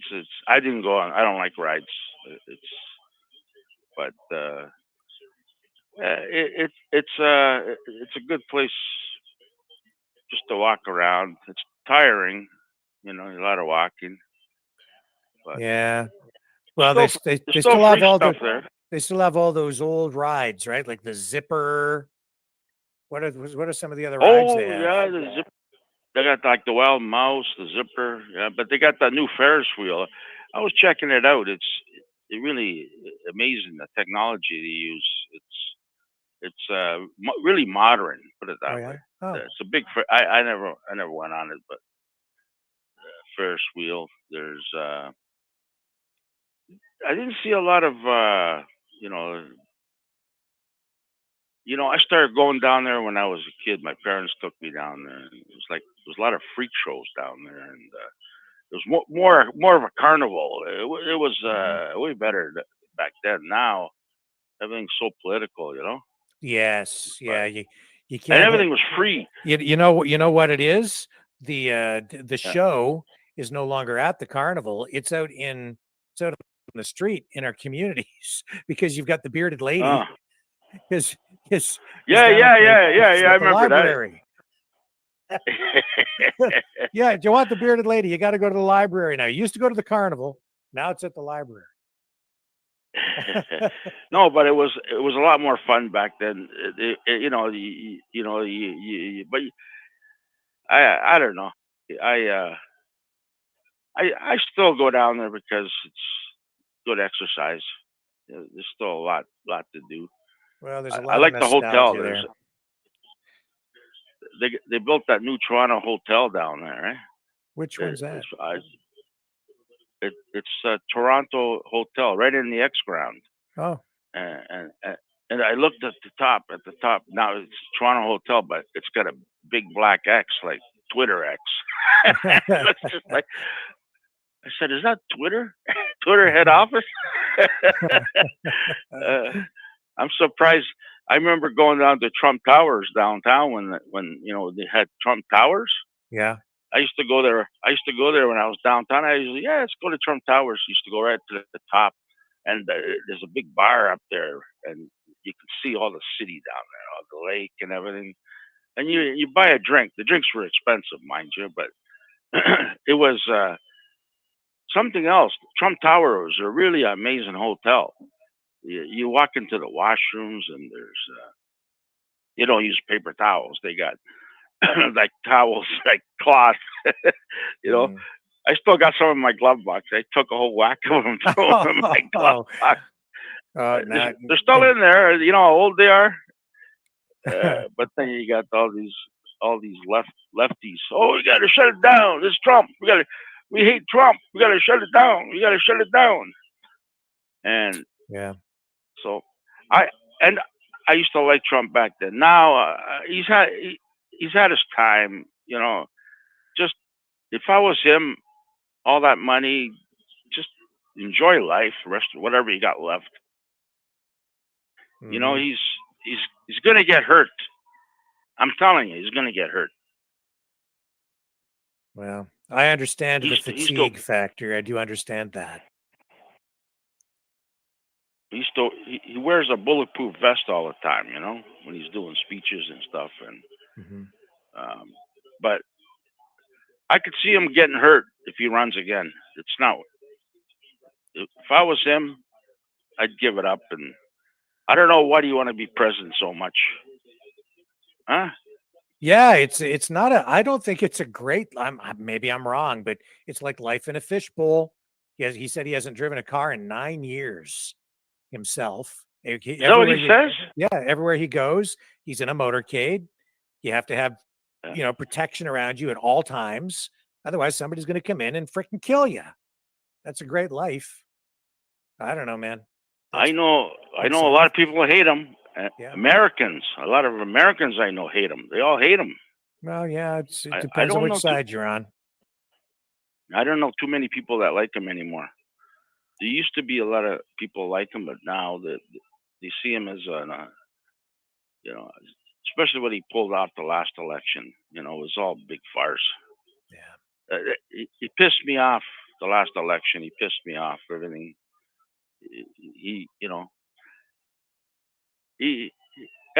Anyways, whatever he does, they're gonna stop him. Like, he won't get nothing done. Just a waste of time. You might as well get someone in there who, try to get something. I don't know. It's tough to get something done, eh? It is anymore. Yeah, it is. And the thing is, though, John, I mean, I think it also doesn't really matter who they put forward as a candidate.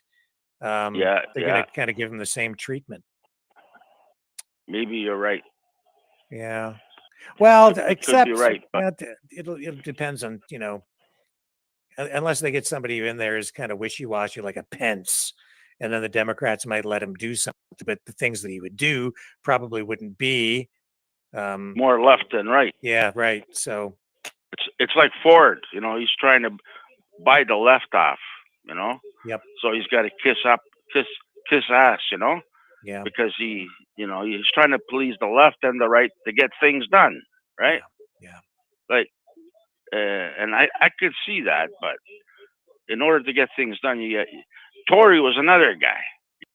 John He was Tory, a conservative, and then he got in there, and all of a sudden he's a lefty. Yep. Trying to get things done. You want to get things done, you got to please the left too, in order to get what you want. You have to give and take, and that's politics today, huh?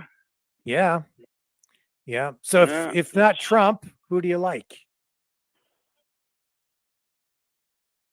I checked out the debate on your show the other night there, and I looked at everybody there, and I don't know.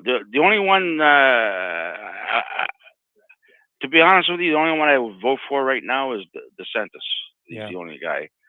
I don't really like him that much anymore. I'm starting to know him more, and but I think there's nobody good. It's like our I like this Polyev. He's got a lot of good commercials. I see, family oriented. He's gonna kick Trudeau's ass to the curb. I'm telling you. He's a sharp guy. I'm just waiting. He's sharp. He's very quick sharp. wit. He's fast on his feet. Thinks fast. He's a smart guy. That guy. I know when he gets in, I know he's going to shut down the border. He's going to close it up. Yeah. He's not going to let it. He's going to be like a Harper. He's not going to let everybody come here and all these people that you see them on TV, they're protesting. They come here from all these African countries, and they're protesting. They're demanding. We want this. We want housing. We want welfare. They all have no education. They have no money. They come here with cell phones. I'm looking at them. They all dress nice. Cell phones. They got on a plane to fly here. Yeah. It's like, what's the jig? And all they say is, "Oh, it's too dangerous over there. We had to run for our lives." That's what they say. It's like watching these metro strikers. I see a lot of them, and I know a lot of them because I go to Metro and I talk to these Metro employees everywhere, all these different Metros, and I see them in the lineups, and you can see the bullshit. They're talking to them, and they say, "Oh, we have to go to the food bank because we don't make enough money." What bullshit! Oh my God! But yeah. hey, So for our American viewers and listeners, Metro is like a grocery store chain in this part of Canada. Yeah. They've shut down the terminal. Today I went to Food Basic. The fucking shelves are all empty because Food Basic is part of Metro, right? It's a different name. Yeah. The shelves are all empty. I went to No Frills. They had everything, and Walmart. They had a lot of food too. But Freshco, I haven't been there yet, but they'll probably got a lot of. Where I live, there's Loblaws, Freshco, Metro, Walmart, No Frills. We got them all here. So you need a car though. Yeah. So you have to shop around, Rick. You got to go to like 4 different grocery stores in order to save money. I don't do Otherwise, that. I don't do that. You don't do that? No. Yeah, there's one grocery store. I go to one grocery store. I go to the No Frills. I find the prices there are much less overall than say the Sobeys. Yes, No Frills is good. And the reason I go there is because they always honored the mask exemptions during the pandemic. So I just automatically go there now. That's where I go to support them. That's it. No frills. I know I go to two of them, but the one around the corner here, I know the owner there, and every time I go in there, there's fights. I said to the guy, no fights this week. The corn's not on sale. He goes, yeah, but the watermelons are. What kind of places do you shop where they have fights? Oh, there's fights. What the no frills?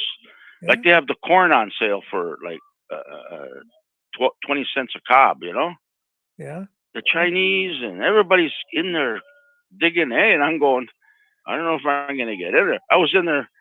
I go, holy shit, I lost my shoe. Someone's trying to get in front of me, grabbing my foot, and I have to go find my shoe. I go, what the hell is, what's going on around here? And people are fighting because they're trying to get in there, and people say, wait your turn.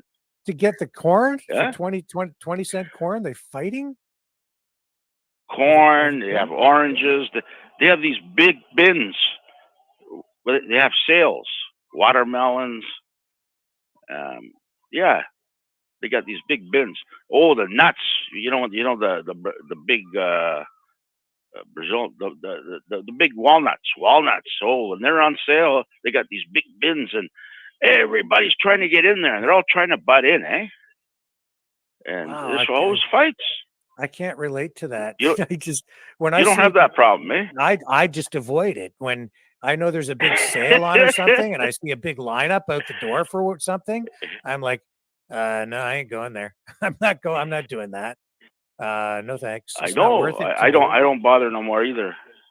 It's the same It's with like Boxing gas. Day sales and stuff like that, where people on Boxing Day they go and camp outside like Best Buy so they can get that big screen TV for $5 or whatever the sale is. And I'm like, I'm not going to sit out on the sidewalk like for 12 hours to be the first one in there to get the $5 TV. It's just not that. I'm not doing that. So I can't relate. You don't have that problem, eh? Well, then I don't get beat up by, a little old lady who wants the walnuts in aisle 7. I'm like, you can have them. Like, just go ahead. Last week they had the corn on sale, and there was a fight. There was two guys arguing like crazy, and then they're all peeling the corns and leaving the stock in the bin. And the lady that works there says, no, you take it home and peel it. Don't peel it here. People are ignorant. Oh, yeah. The people who take the corn and then they peel it back just a little bit to look in there. Can you explain to me, please, why do they do that? What are you looking for? Worms or something? Insects? Like what's the point? You open it up. What's inside corn? What did you expect? Why did I go in there? Yeah. Oh yeah, I go in there and I grab about 12. I just throw them in my basket. Boom, boom, boom, boom, boom. And then I get the hell out of there and pack them somewhere else and check them out. And I throw the bad ones back. I don't look in them, but I just seriously though. Can you explain to me why people do that? Why do they peel the corn back and look inside? I don't know. That's how fights happen. I'm telling you. Today, no frills. They got the rice on sale, eh? Okay. The rice. It's got a rooster on it. It's Thai rice. I don't know. It looks like. Okay. Anyways, I grabbed the bag. I got rice at home, and I said, for this price, it's half price. It's $12, regular $24. I said that's good. It's Thai rice. It's in those bags. Sack bag. Anyways, I grabbed one, and I seen this Chinese lady. She had a cart, and she had like eight bags in there, 9 bags. And I go, hey, can you tell me something? How long does this rice keep? She looks at me. She goes, I don't know. She goes, I go, well, you buy a lot of it here. It looks like you must keep it for. It's on sale. You must keep it for. Oh no, this This will last us 2 months. We eat rice 3 times a day, she said. This will last us 2 months. She had like 9 bags. I go, oh. And then she started looking at it, and she's seen the date right at the bottom. And she says, oh, it's good for a year. She says, I said, oh, a year. I says, oh, okay, that's good. I said, you want another bag? I don't know if I can. I got some at home already. I only eat it very. I don't know if it's gonna keep for a year. Anyways, it's too much for me. Put it that way. This big bags. They look like good. I might go back and get one tomorrow. Well, I bought a big bag of rice a while back, and I brought it home. And my wife said, "What'd you buy a big bag of rice for?" I said, "Well, then if there's Your daughter's getting married." Well, there's that too. I thought that rice would last a long time, but actually, I ended up eating a lot of it, so pretty quickly. I eat rice a lot, at least once a week. You know, rice with. I like ribs. I cook spare ribs with rice, or salmon with rice, or rice is good. I like rice. You know. Yeah. I like the way the Chinese make it though. Chicken fried rice. You know, I like that rice. Well, I used to eat out a lot, because of my job. But now that I'm older and I'm home more and I work from my home studio here, I'm able to prepare my own food. And man, I'll tell you, I save a gazillion dollars. When you can go buy your food at the grocery store and prepare it at home, you end up with better food. I don't miss eating out. I save a lot of money. It's pretty incredible what it costs to eat out. So when you're on the road all the time, it's very expensive. The food building. As soon as I got there, they got these. Hey, anybody going to the X? I got off the GO train because I took the GO train because of the. It's easier, anyways. Get off the GO train, and then you walk, and there's a ticket booth, and then right in front of you there's a teleprompter. You can punch in the tickets, right? And you just tap your card, and you get the ticket. Then you go through the gates.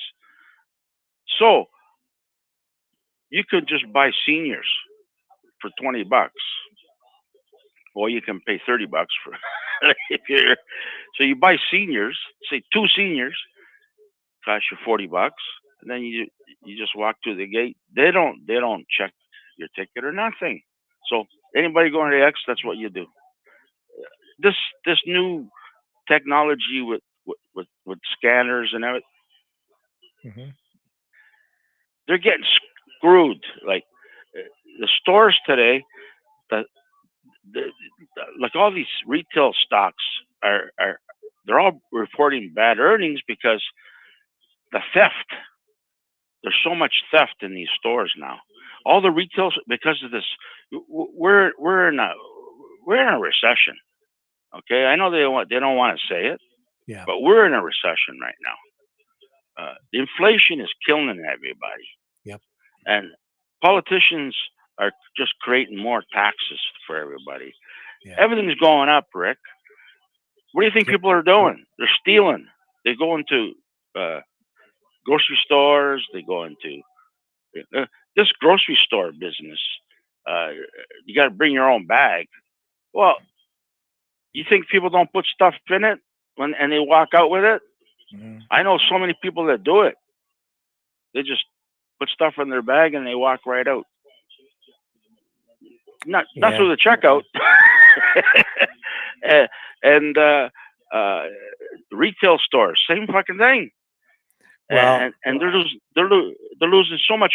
And then all these scanners, people are scanning prices, and they're just, like the theft. All I'm trying to tell you, the theft is out of control right now in these stores. So that's why we're going to be paying more, and the earnings are bad. So times are tough, Rick. I know. Okay. I would And, would suck at being a thief because I always forget to bring my bags. So what I do is I get there and I go, oh crap, I forgot to bring a bag again. And then I have to get a shopping cart and I go in and I get all my stuff and then I go through the cashier and then it gets all put back in the cart loose. Then I take it out to the car and I throw it all in the back. And then I get home and then I have to go hunt for a box or a bag so I can bring it into the house, So that's the way I do it. I get my bag when I get home. I suck. oh yeah. So then, yeah. Well, you're one of the honest guys out there then. No, but all I'm trying to tell you, these bags are a bad idea because people are robbing these stores blind with these bags. I'm telling you, I see people walk out full of bags. I see them. I'm standing in line to cash out, and I'm seeing people with bags full just walking out. Nobody says nothing. It's just like they're, they don't need nothing out of there. They're just Well, it used walking out. to be if you got caught shoplifting like that or stealing, it was kind of a big deal. But Oh, I think a lot of not anymore. businesses now, it's like just let them take it. Don't confront them. It could be dangerous. Just don't do anything about it. And so people take advantage of that too. And that's why they're losing money. That's all I'm trying to tell you. Yep. I sold my Tesla stocks yesterday. I sold my Apple stocks yesterday. Oh yeah. I sold I sold Google. I sold most of my stocks. I sold yesterday. Yeah. And today, I'm sitting on this pile of money. And I'm going, what am I going to buy today? Everybody, Nvidia. I go, fuck, Nvidia's like a Titanic. It's just ready to happen, It's so bloated. Everybody, Nvidia. You have to own Nvidia. Well, you can own it all you want. I ain't touching Nvidia. What's the attraction there? I don't get that at all. Because they make the chip that nobody else has for gaming, computers, servers, all this AI. They're the one. They're the man. Yeah. I've been, when I was a kid, that's all I would buy is Nvidia video cards.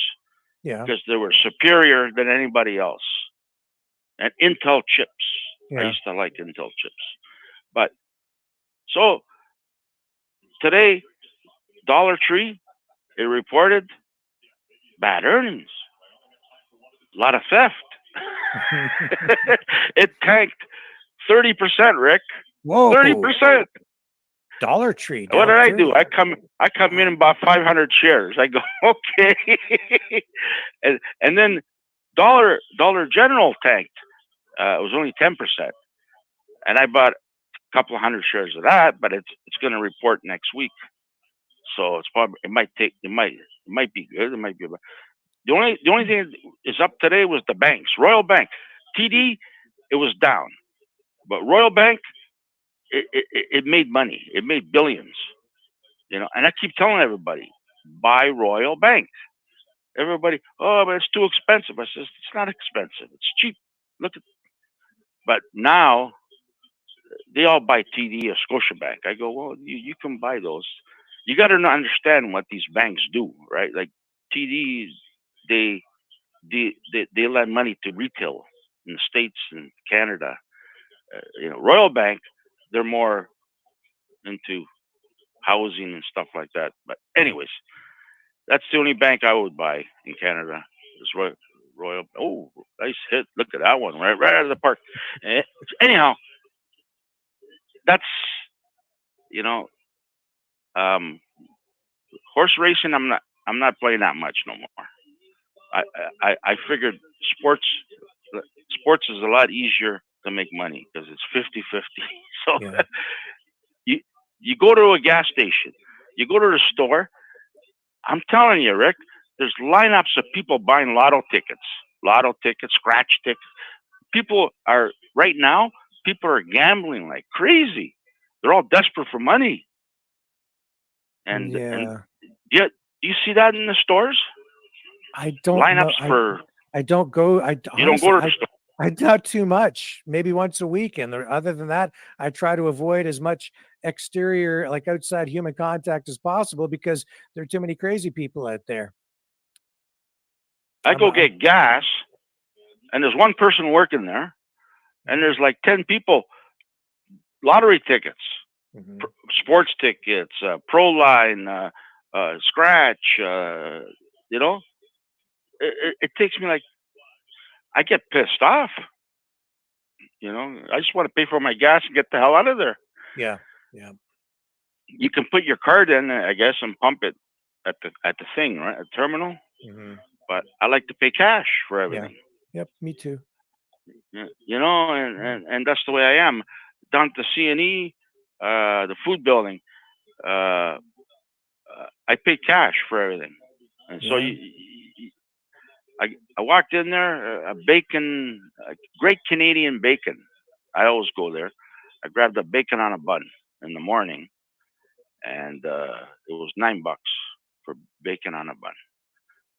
Paid cash, and then I ate that, and I seen San Francisco Foods. I go, fuck, I haven't had one of these in 20 years, and I had to get a veal on a bun. So I grabbed.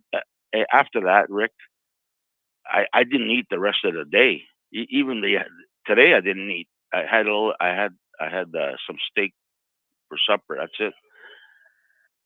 It just filled me up. But And I how's guess that going on Ozempic. Yeah, how's that working out for you? This Ozempic weight I'm not loss eating. stuff.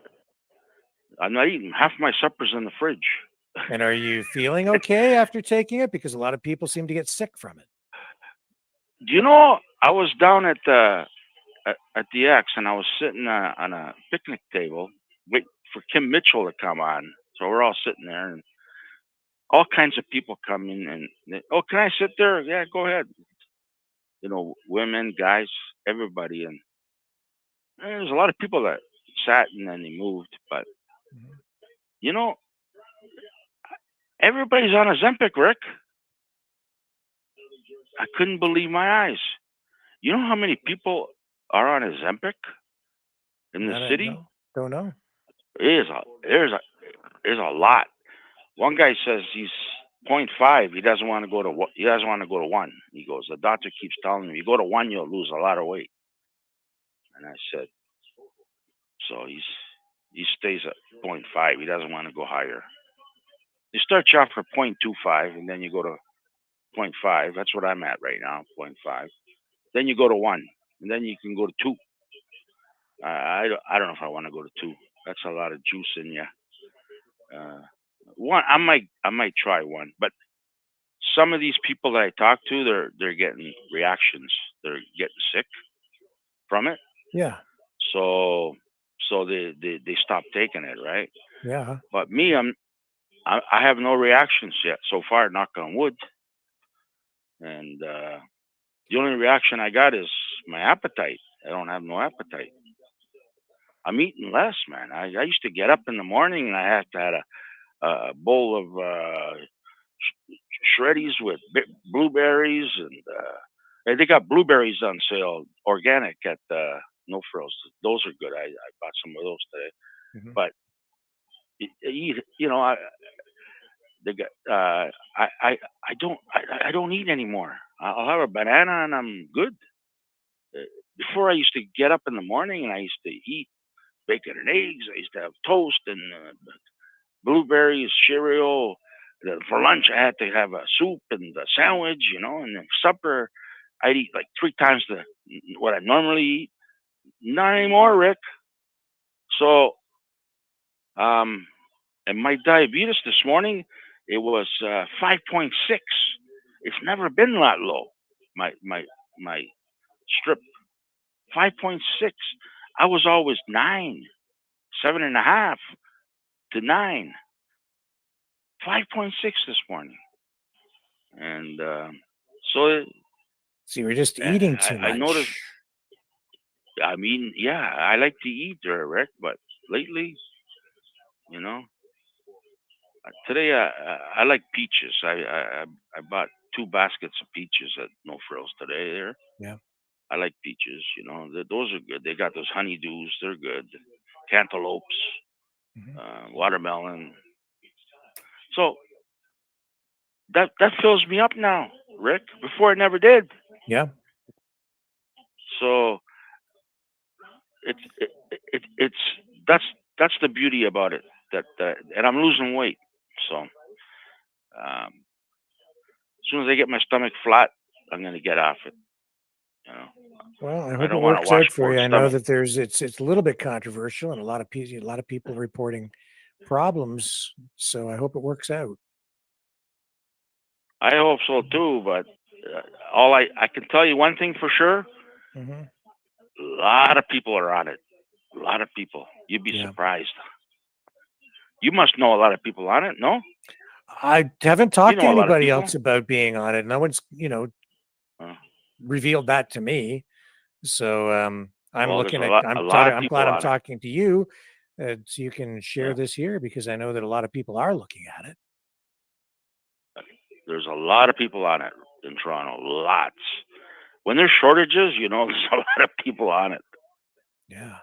I'm telling you, someone was saying it's the new way of losing weight now. They're gonna everybody's gonna be on it eventually. They're saying. That's what they're saying. It's gonna be like it's still new, Rick, so we don't know what's gonna happen. But I all I know is if I can lose 30, 40 pounds, it'll help heart attack. Because if you got weight on you, if you're like, I was like, I don't know, I'm like 40, 50 pounds overweight. I don't want to be too skinny, but when I was young, I was like an athlete. I was really thin. I was always on the go. I played every sport. Always. That's all I did. Sports, sports, sports. And then I Well, got into women. you definitely don't want to get too sexy. And then I got into a woman. Everybody looks at me and go, You're not that age. You don't look your age at all." I said, "Oh, thanks, but yeah, no, I'm serious. Everybody they doesn't know me. They look at me and they can't believe my age. No wrinkles on your face. Look at you. Now the Zempic is going to make me look even younger, and you lose weight, and then I'll dye my hair again, and I'll be a teenager."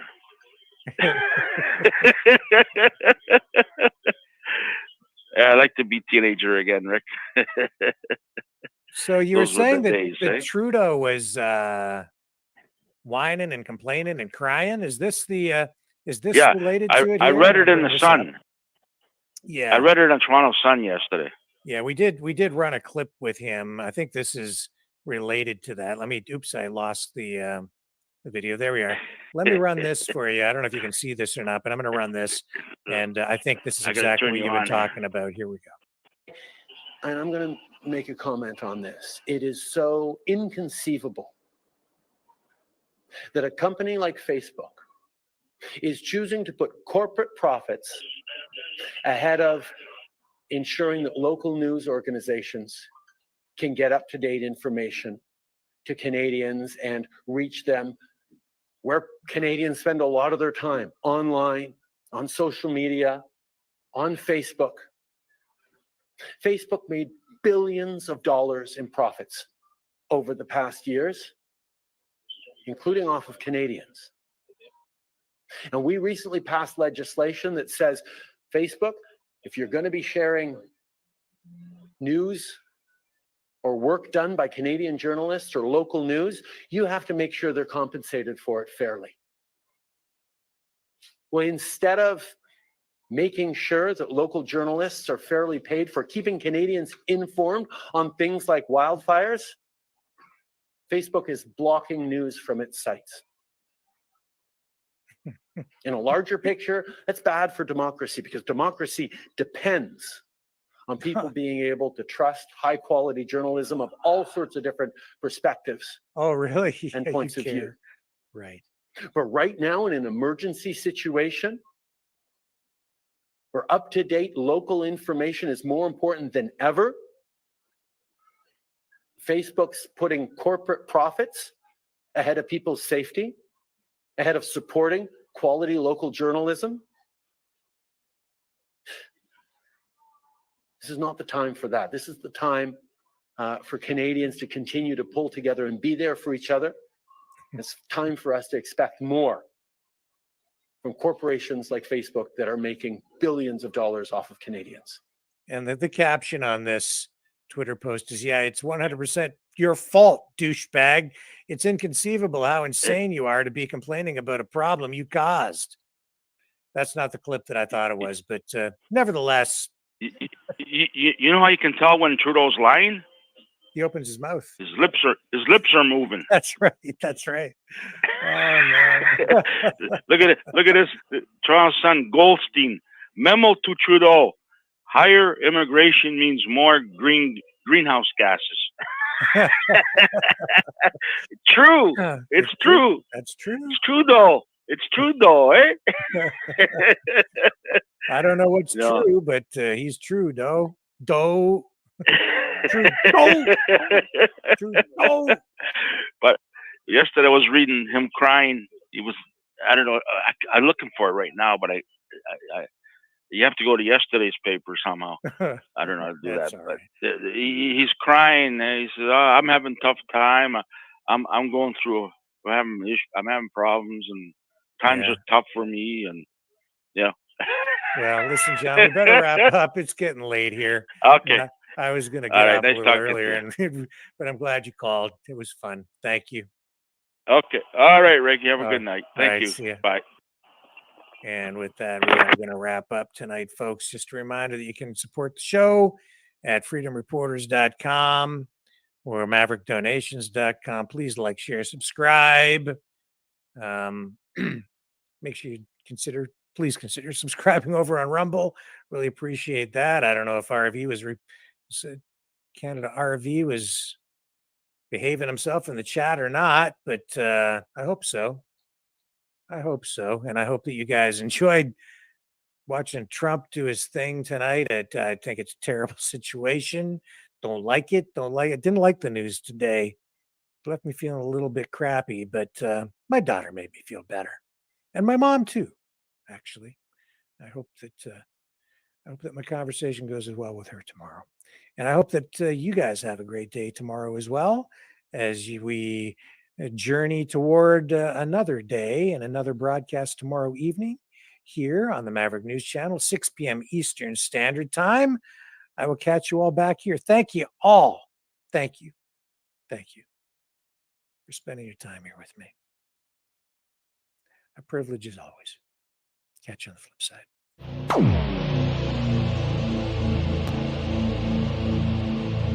This has been a Maverick Multimedia production.